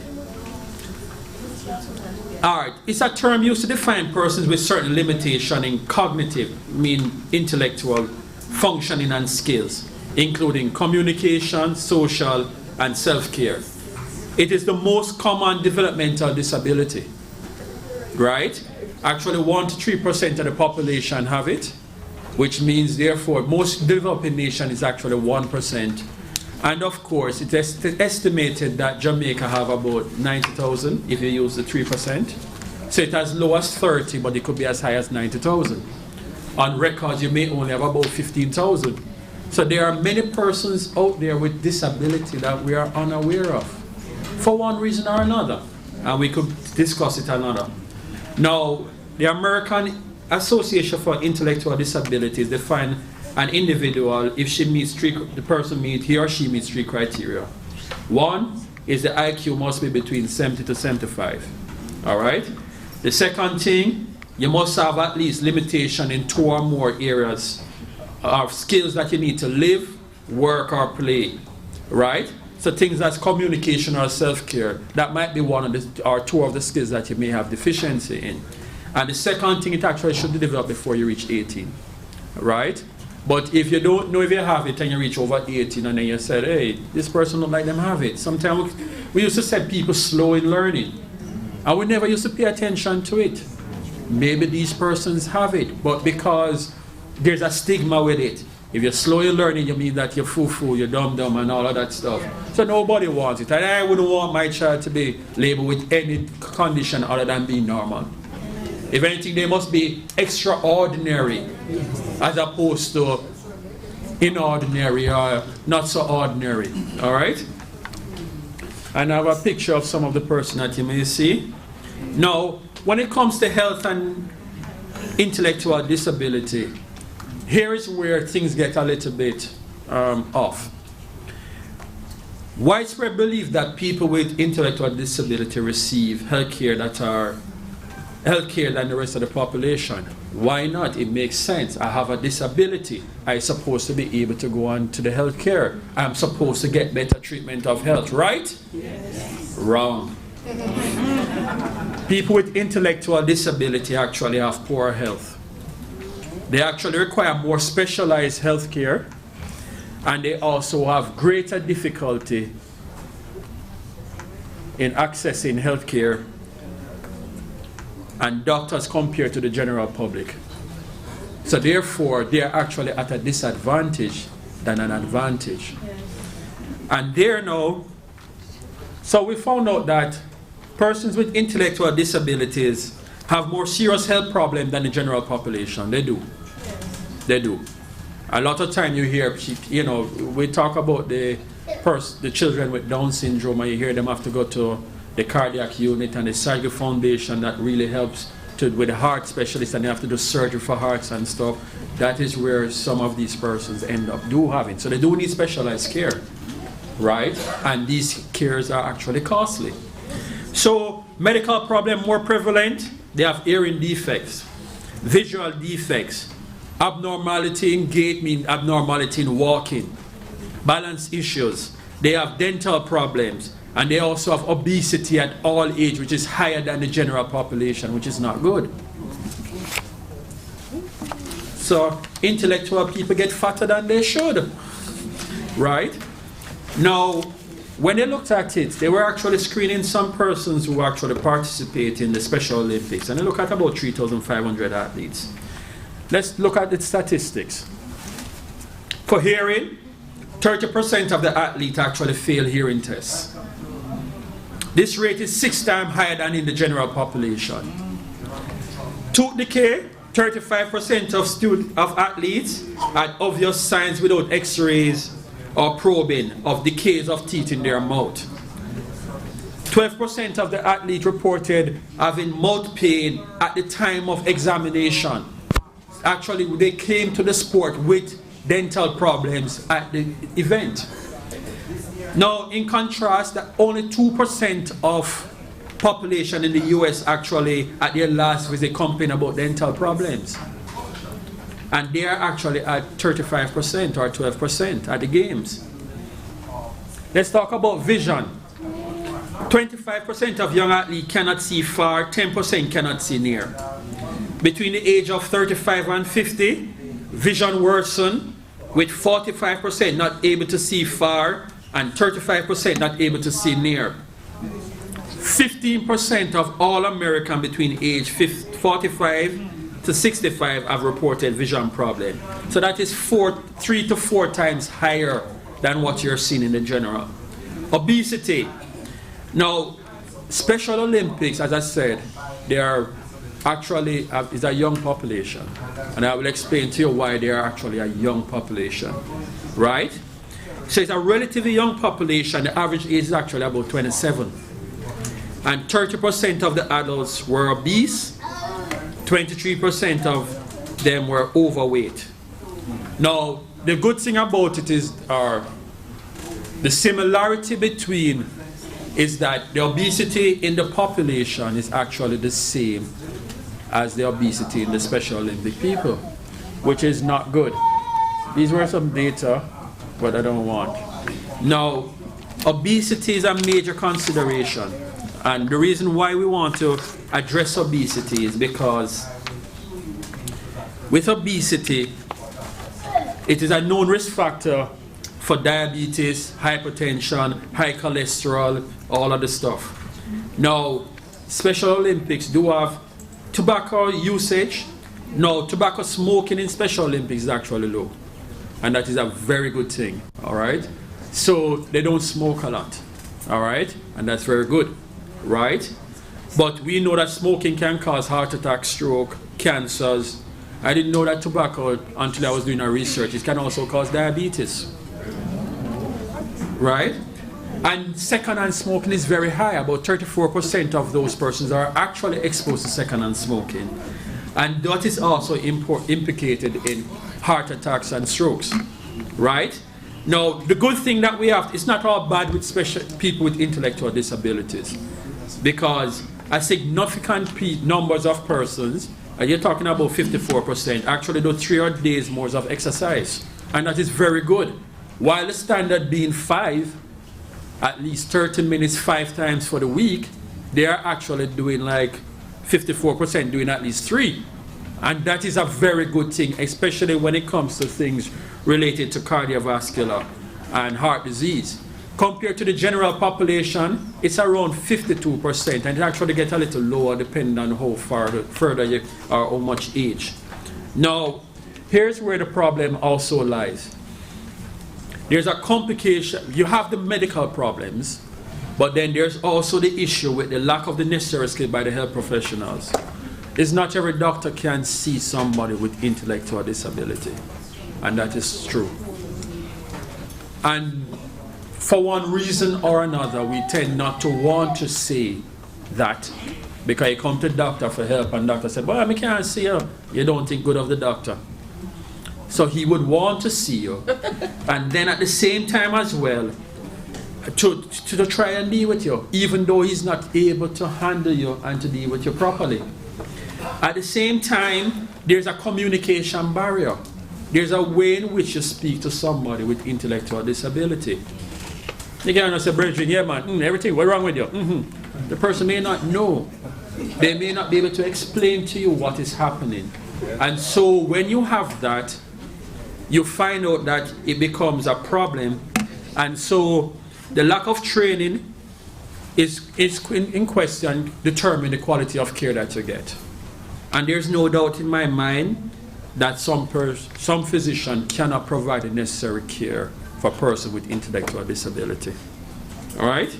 So our education for the health care to address one of the key contributors to health disparity exists for intellectual disability.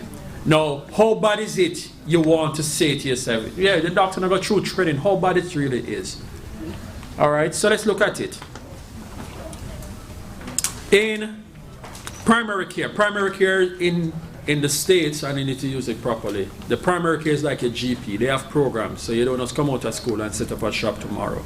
You have to come out, do your internship, join a program, train through that program, and then you become a so-called GP. But they don't call it general practitioner, they call it primary care.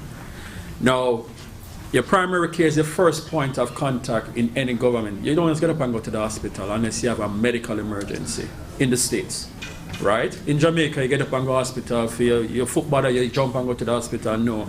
In the States, you go to your primary care physician first, and then when he or she sees you, he said, okay, you need to go to the special, unless you have a medical emergency, right? So let's look at the primary care. 90% of them offer no training for persons to handle people with intellectual disability. That means 9 out of 10 people are coming out of programs that can't even train you in that area.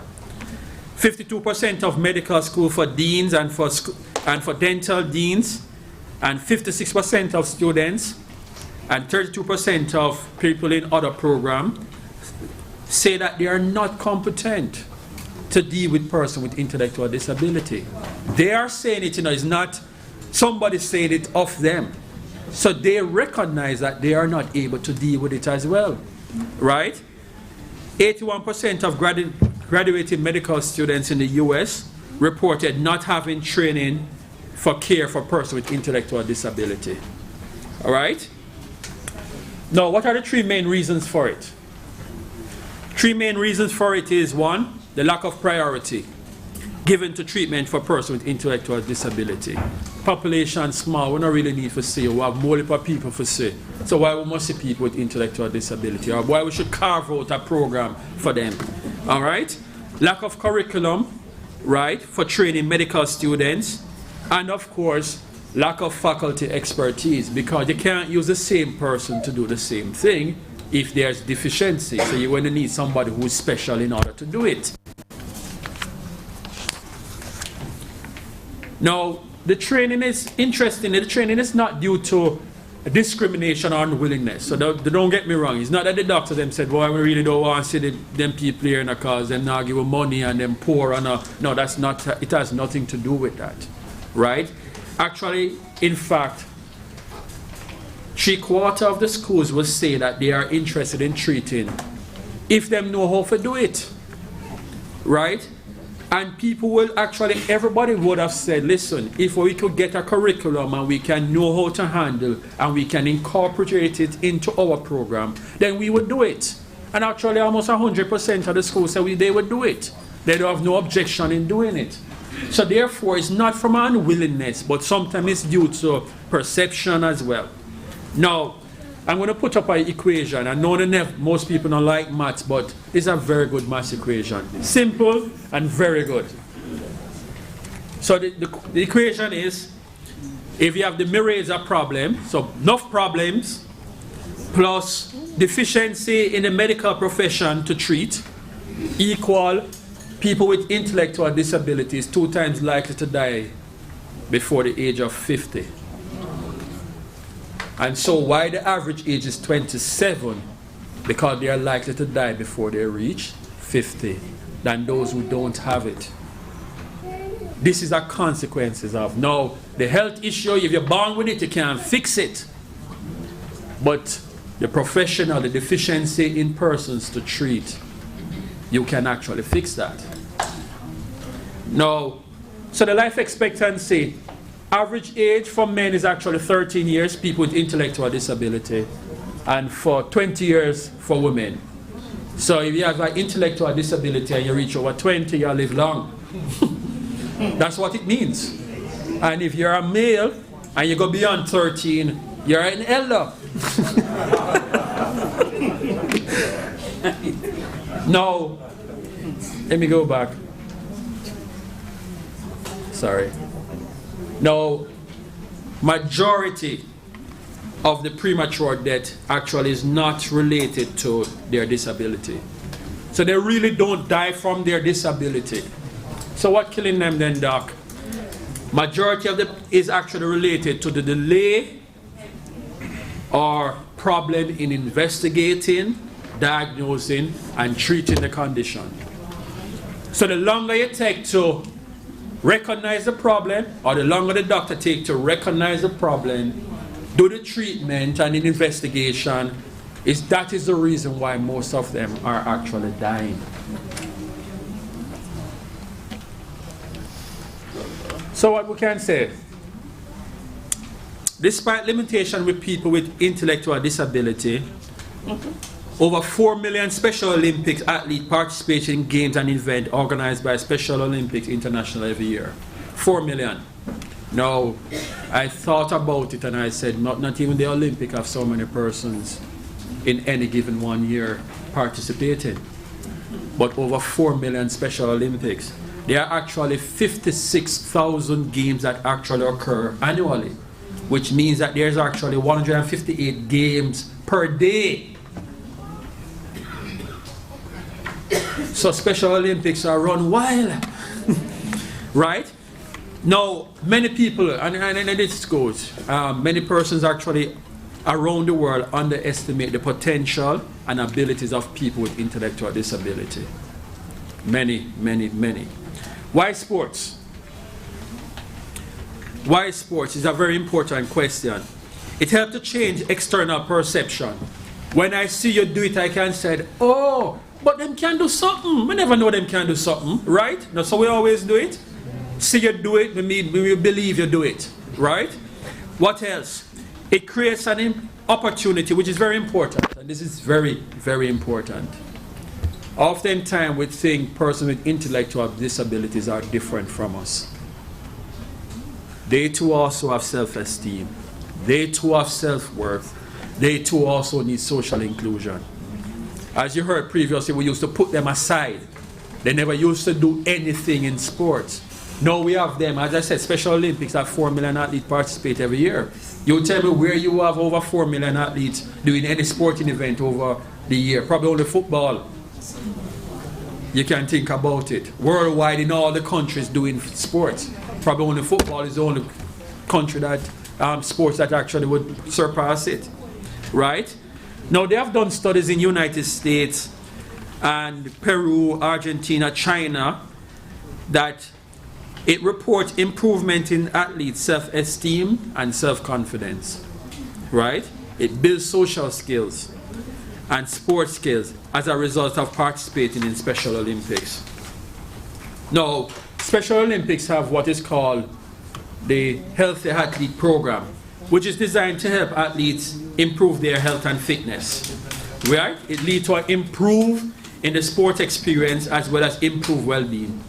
Right? The ultimate goal of it, right, is to improve the athlete's ability to participate in Special Olympics. But also, the most important thing is that they have allowed them to participate in life. There is life beyond participation in sports. And you have to live beyond, in between when you're not participating. So, we do have there the Special Olympic basketball team. Now, the Healthy Athlete Program actually have 8 disciplines. And they are the Lions Club International Opening Eyes. This was started in 1997. Then after that, you have the Special Smiles that deal with the smile. The Lions Club deal with the eyes. Special Smiles deal with the teeth. Fun Fitness deal with physical and getting them up to speed. You have the hearing, Healthy Hearing that deals with hearing. You have the health promotion that looks at well-being and eating and sports and every part of it that goes together. You have the fit feet, which look at your feet, because many of these sometimes have calluses and bunions and corn and all of them things there, and they have to look at it. Then you have the MedFest that deals with screening the athletes and looking at their medical. And last year they actually have Strong Minds, which actually look at the mental capacity of the athlete in participating. And so when you look at it, it's actually a very comprehensive program that Special Olympics do have for athletes that are participating. And of course, here were the physios, and that was a health promotion session at Breads. And then here I have the health promotion section, and the lady in the green would have been my wife, sorry.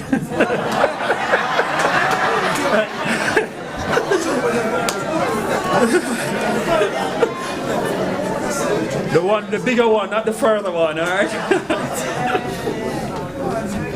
And then get her around and then they will have me on the side. You know, boy, I feel away. Alright, so you have sports. They have official sport for the summer games, right? Of course, you have athletics. And I just want to highlight one. And you see, is it B-O-C-C-E, they say call it bocce. A bocce. Yeah. Right? And I thought this was some big sport or something like that. And our bocce is, you know, when you used to play spawns, you remember you used to play spawns, you get 2 stones and you throw one and you try spawns in between. A similar thing like that named bocce, you know. Yeah, man, but you roll a ball and then somebody roll a ball and you try to get close as possible and you spawn and you get points. So you see there are different ways you will look at sports. We always think sports is just running or skipping or basketball or stuff. Sports can be anything. When we were in high school, we used to play money football. Yeah, man. And man used to go and get a special fudge stick, see? Right? This is a good fellow, Nigel Davis, one of the champion for Special Olympics. He actually, and then you have winter sport and you also have recognized sport. And here is Nigel on ice skate. The man just running upon land and then they ice skate. I actually got a silver medal, you know. So he's able to, I know I see him coaching because I do get the opportunity to go to training. And they're coaching the athletes in the skating and them coaching down at the stadium. No, I don't see no ice down a stadium. But they're coaching on concrete with the intention that they're going to put them onto ice. So it just shows the ability that persons have, you know, and what we, sometimes the limitation is not on the athlete, but it's actually we as normal or as caregiver placing on the athletes. And so therefore they're limited, and then eventually they believe some of these things that they're seeing, not realizing that there's a big world out there and you can do great and wonderful stuff and remarkable stuff beyond that. Now, here we go. A major part of the health athlete is the MedFest. And so it was actually to create screening for athletes. And it's the first point of exposure to healthcare for many instances. So sometimes the MedFest is actually at the games. So the athlete come to the game and we are doing the medical at the games, right? It should not be because you're not sure. Nobody should actually decide to take up sport without actually doing a medical first, right? But that's when it happened. Many life-threatening conditions have been picked up there. And also, MedFest also provided physicians, nurses, and other healthcare with training and specialized experience in caring for people with intellectual disabilities. And of course, it meets this area of unmet needs. Here we were at St. Elizabeth at Breads, and we were actually doing, but there were no MedFest, they were doing the health promotion track, right? Now, this is a big thing now in Special Olympics, what they call unified sports. And what unified sports is to take persons with intellectual disabilities, pair them with people without intellectual disabilities, and put them to participate in an event. Now, that in it of itself is like, let's say, if you want to be wise, you hang around wise. If you want to be healthy, you hang around healthy people. And it seemed to be that by pairing them together, it actually creates tremendous effect across the board.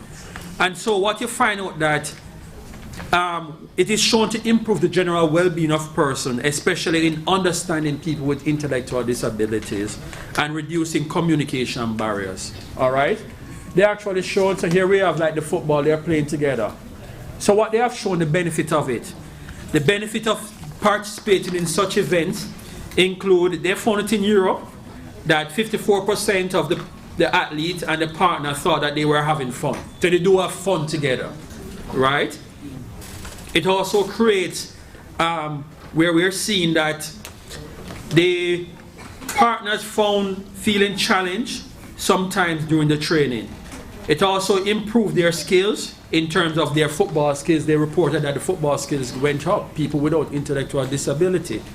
And similarly, it shows that it also improved their fitness. Importantly, which has not been, 82% of family members in the US reported that athletes improved their self-esteem, self-confidence, just by putting them with somebody without it, right? 72% reported increase in understanding, because one of the misconceptions out there is that people with intellectual, you can't make sense of them. How can you make sense when you're not sitting down with them and talking to them? And so when you put them together, it has found that it actually reduced that barrier. And so they are able to communicate better. And of course, outside of what is there, it is found that they can do it outside of it. People now correspond with each other as if they are regular friends. And so participating in unified sports is actually a big thing. Now, we go back to this aspect of health, right? And it's very important. Remember, we said health as a physical, mental, social, and spiritual, right? Now, I will remember the formula. Now, I expanded the formula a little better. Number of health problems plus the deficiency in the medical practitioners plus the delay in seeking medical attention. Because sometimes the practitioner is there waiting, but you don't want your child go to the doctor because if him say the doctor says something wrong with him, you have to think, so no, what am I going to know? A lot of picnic. And because of that, you increase risk for premature death. Now, in this equation, the social aspect of health is very important. Why? The social status in the community is important. How somebody sees you in the community is important. Whether them see you as a big man, whether they want to see you as the Don, whether they want to see you as a youth, whether they want to see you as an elder, it makes a difference. Right? Economic status is also important. The more money and purchase you have, the better your health care. I'm going to make it straightforward. More money, better health care. There's no easier way. One, you might say, but you still eat. The only thing is that you have to be careful of what you eat. All right? But more money you have, better health care. You can buy the brown rice, or the blue, or the purple if you want to buy it. Right? You can buy your vegetables, you can do anything you want to do. But when you don't have it and you don't have money, you have to know kind of play the maths. All right? Play the maths. All right? Functionality varies. All right? Access to community resources is also important. All right? And of course, adequate versus inadequate health care. Most persons with intellectual disabilities do not or unable to afford health care. Now, if you need treatment and you can't get treatment or you can't afford it, don't give me a supper. And so therefore, what must happen is that creative ways, I work with Sajiko and I tell them to listen, I will go down by the place and I will see if I can talk to the person with disabilities and see what can we do to come up with a plan that can be affordable and provide some amount of coverage.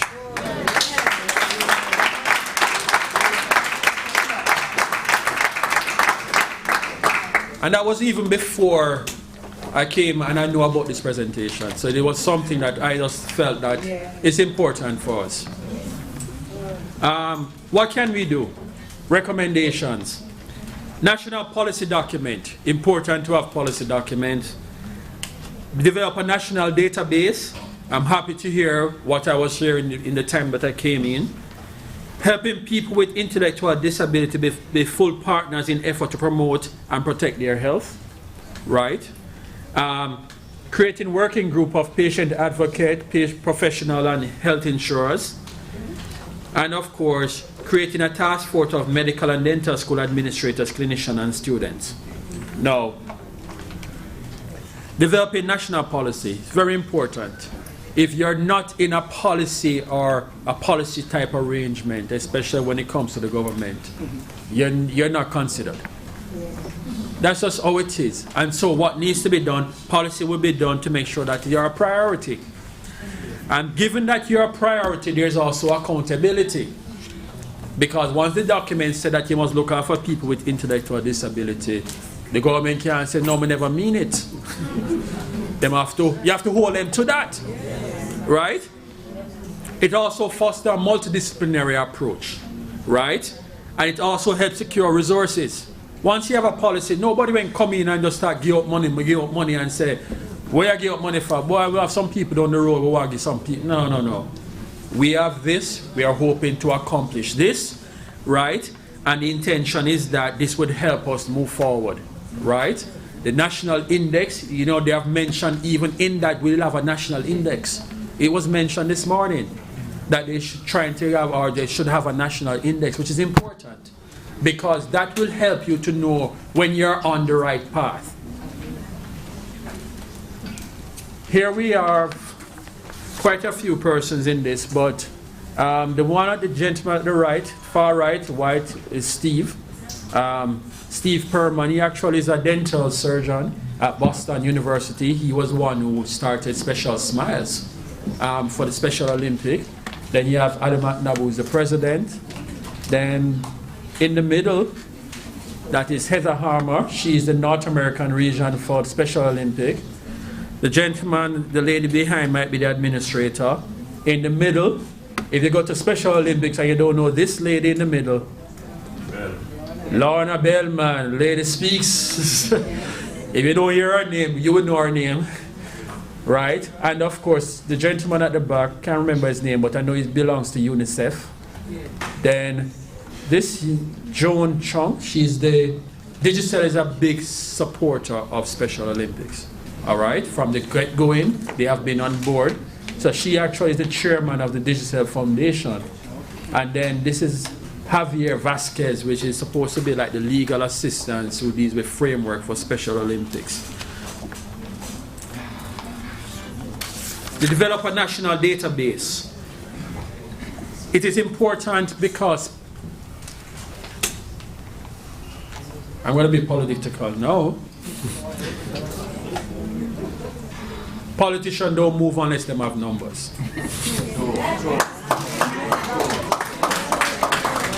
How much of this is a problem? How many people you have? Not for voting, no, just numbers. How many people have problems? Boy, whole heap of people. What do you mean? We have about 10 or 10. Come on. All right? So you need to have the data so that they can inform the political directorate. Right? Data alone is not sufficient, but actually put things on the table. All right? And of course, this is not just something locally, you know, it's actually worldwide. Even in countries across the world, they still have data collection, even that we speak about it, right? And they should have some basic indicators such as health, education, and employment. Now, helping people with ID to develop. Oftentimes we feel that people with intellectual disabilities can't take care of themselves. That is actually wrong. There's actually a minority case that cannot take care of themselves. Majority of the person with intellectual disability can take care of themselves. All right? So we need to help them to make decisions for themselves. All right? We don't need to be telling them, you must do this, do this, do this, do this, do this. And they must determine what kind of system they have. Creating working group, of course, we need to have people who will lobby for us. People that will lobby for us so that we can get things going. Sometimes international pressure is important. Sometimes that is what you have to do. Then, of course, creating task force and work group.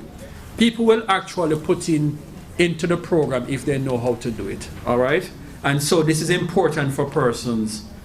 And also important if medical persons can be trained and qualified.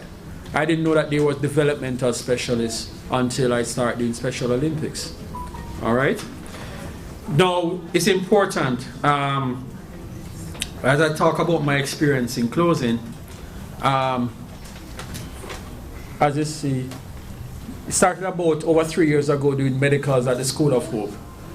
Since BRED, which was last year, and till now, we have actually been training MedFest. I had to go through training, I had to be answering questions, and I had 85 questions to answer, and I must get 80%. The thing did hard. And you get 3 chances to pass. And 2 others have actually been trained now, and none other to be trained. We have actually 5 medical officers across the island. Actually I have about 14 persons across the island that are actually medical related. Most of them confined between Kingston and Montego Bay. Right? We have a WhatsApp group. We are currently doing medical for the World Cup team. Jamaica was one of the few international, one of the few nations in the world that was asked to participate in the Special Olympic Unified Cup, which is actually going to be held in July of this year. All right, the only Caribbean nation to be invited to participate.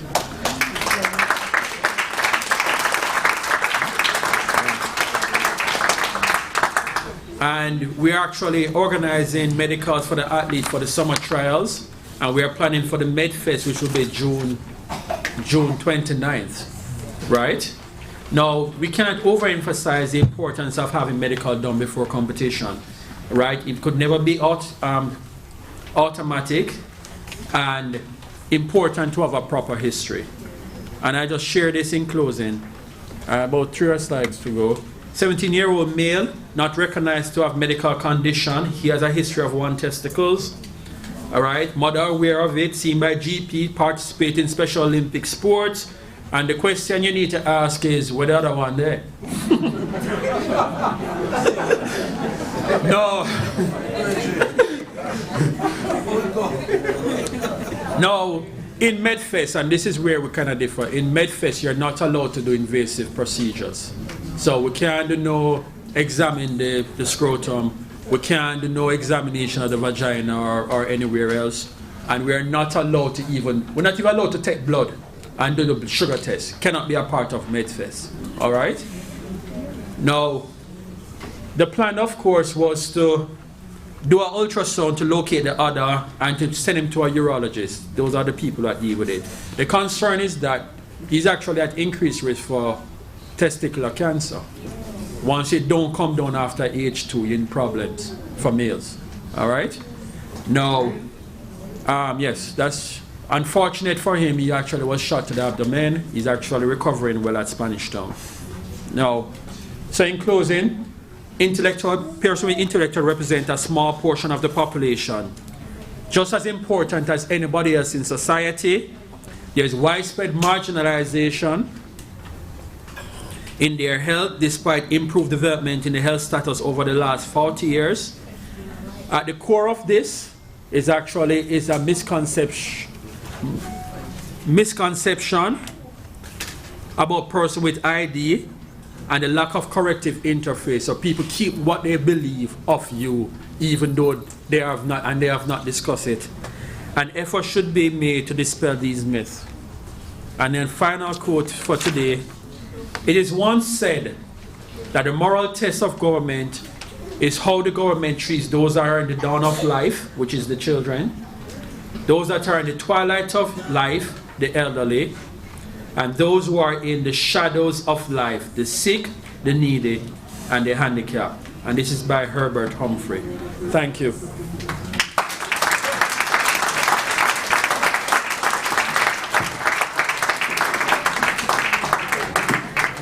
Okay, the last word there was from a different era and time, so no offenses. Right? So let's be clear.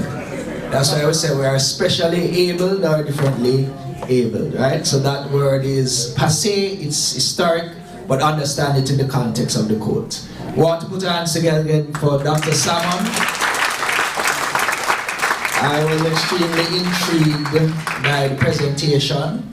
Had a lot of information, but was very nicely packaged so that we could follow it very easily and understand it. And it reinforced the point I made, you know, because we celebrate bobsleigh people. We don't have ice, but we have people skating on it. And now we have a differently abled person who is skating on ice, right? So it just tells us how special all of us are as Jamaicans. I understand that there may be some questions. Mics are available. You can stick your hand up if there are questions for the goodly doctor. Yes, I see one hand over there to the far right. My right, that is. Could we get a mic? If not, come forward quickly. Alright, so we use this as a room to the far right, the white shirt. Far right. Yeah. Yes. Alright, so whilst the mic is on its way, you know, I noticed the statistics were mostly from the United States. I'm wondering, in the context of Jamaica, if our doctors are exposed to training with persons with intellectual disabilities. There are actually no recognized training that I'm aware of. While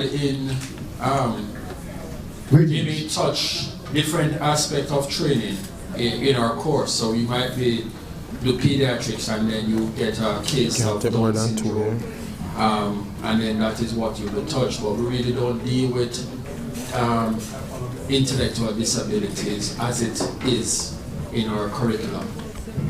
Okay, so that's clearly one area that there's a gap that we need to fill. So go ahead with the question for me. And I understand that after this question, I have only one more question, regrettably. So I see a hand there. First of all, I must say greetings to each and everyone. Yes. I'm Dr. Salmon, yes. Yeah, okay.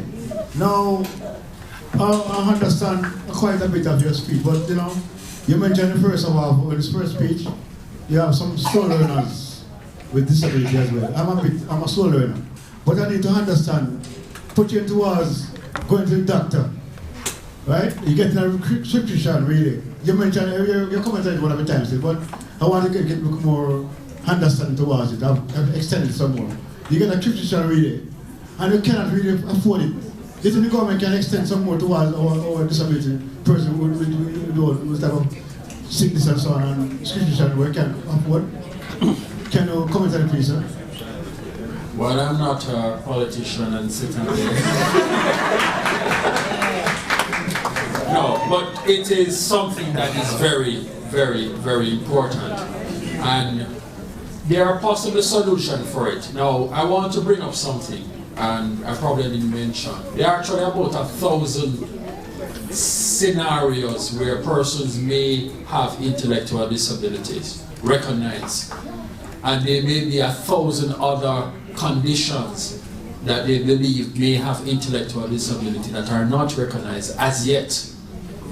And so therefore, you may find out that even in the slow learners, you may have different type of slow learners. And so therefore, in it of itself, we just bunch everybody together because we're not doing genetic testing and all of those things. Now, regarding prescription, in the same way that, and probably one of the approach can be taken, in the same way that the NHF has offered assistance to persons with diabetes, hypertension, and so forth, one of the 16 medical conditions, there's the possibility that things can be done in a similar manner, even though you don't want to call your condition a disease, because you really don't have a disease. And so that's a possibility. The thing about it, as you know, all government health centers, if you get the prescription there, you can get it through the drug serve. But you understand your dilemma of going to, you're going to have to give up 2 days. Yeah, one for the clinic if you get through on that day, and the other for pharmacy. So the intervention and the response is noted, and we're going to take a question at the back. Yes, I understand, sir. But no, we have to restrict you. Thank you. In closing, sir, please. No. In closing. Hold a second. Yeah, man, you can speak with Dr. Salmon off air, right? We have a time constraint. We appreciate the question you raised. He has responded to it. We have to take at least 2 more. So there's a gentleman at the back, and then this gentleman right here, and I think we have to close it there. Regrettably, the time has caught up on us, and I know that this was a very interesting session. Go ahead with your question. Hello, my name is John Spence. I'm with Fight for Peace. Now, we do boxing and martial arts community days in downtown Kingston as part of our youth empowerment. Speak more in your mic. Put the mic closer to your mouth. As part of our youth empowerment program, we have boxing and martial arts. Now, where would there be, is there a place we could send the coaches that we do have to have them get some training in dealing with people with ID? We're not aware if we have some people who are suffering with this issue. However, intellectual disability. Right. Yes. However, how would we go about getting our coaches sensitized or trained to handle such? Okay, thank you for the question. Doc? You can actually speak to the Special Olympic Jamaica. You can speak to me afterwards. And because they do offer, some of the training is actually online. And they can offer it, but they have to know who is it being offered. Okay. So thank you. So training is available online. Alright, so I'm going to squeeze one more. The gentleman here in the green hat. Oh, she wanted to make a response? Okay. Alright, so after the response is made, the final question goes to the gentleman in the green hat. Okay, hello? Okay, I want to respond to the question that you had asked as it relates to training. Michael University. The Michael University offers a course in sporting where they teach persons who with various disability, and you can be certified there from a coaching level in terms of working with persons in the sporting arena for persons with disability. So you can go to MICO, apply, and you can get into that course. Well, thank you very much for the information. So training is available at MICO. Yes, sir. Go right ahead with the question. Good evening, everyone. There's a friend of mine in Montego Bay. We both spend time together. Since we said he's been to the gym and stuff like that, and all of a sudden he developed this swelling in his testicles, and he don't know exactly what the cause of it. Doctor said that they're about to perform a surgery. So as soon as I don't know if he can explain. You could actually speak to me off the air for that. Alright, thank you very much. So as we close, sorry about that. Let me thank Dr. Salmon on your behalf. Put your hands together again for his very timely intervention, and some of the highlights. Life expectancy for persons with intellectual disability on average 13 years old for male and 20 years old for female. So it means that this is an area that we have to take very seriously, and we hope that one of the recommendations coming out of this conference and out of this presentation is that our local physicians will be sensitized and trained in the treatment of persons with intellectual disabilities. So thank you very much for the presentation and for your participation. Ladies and gentlemen, it's about lunchtime. Please, I know it's a little after 1. We have to start the next session at 2 sharp. The room is going to be divided, so when you come back up here, it won't look the same. You will have to choose. Just explain. You'll have to choose which of the sessions are going, because 2 sessions will be at the same time. So you will have employment, participation and entrepreneurship opportunities for persons with disabilities in culture and sports. And the presenters are Dr. Ayman Black, Dr. Kadamawe Knife, Mr. Henrik Lawson and Mr. Paul Wilson. And the other session is benefits for persons with disabilities participating in cultural and sporting activities, and the presenters are Mr. Denal Shim, Mr. Jefferson Davis, Mr. Sidney Thorpe, Mr. Peter Clark and Reverend Arthur Taylor. That session will be right here, this middle section, and the other session will be to my right, but the room will be parted, so you'll have to choose which of the 2 sessions you will go to. So bear that in mind, and we have to be back here to start at 2 sharp. Thank you.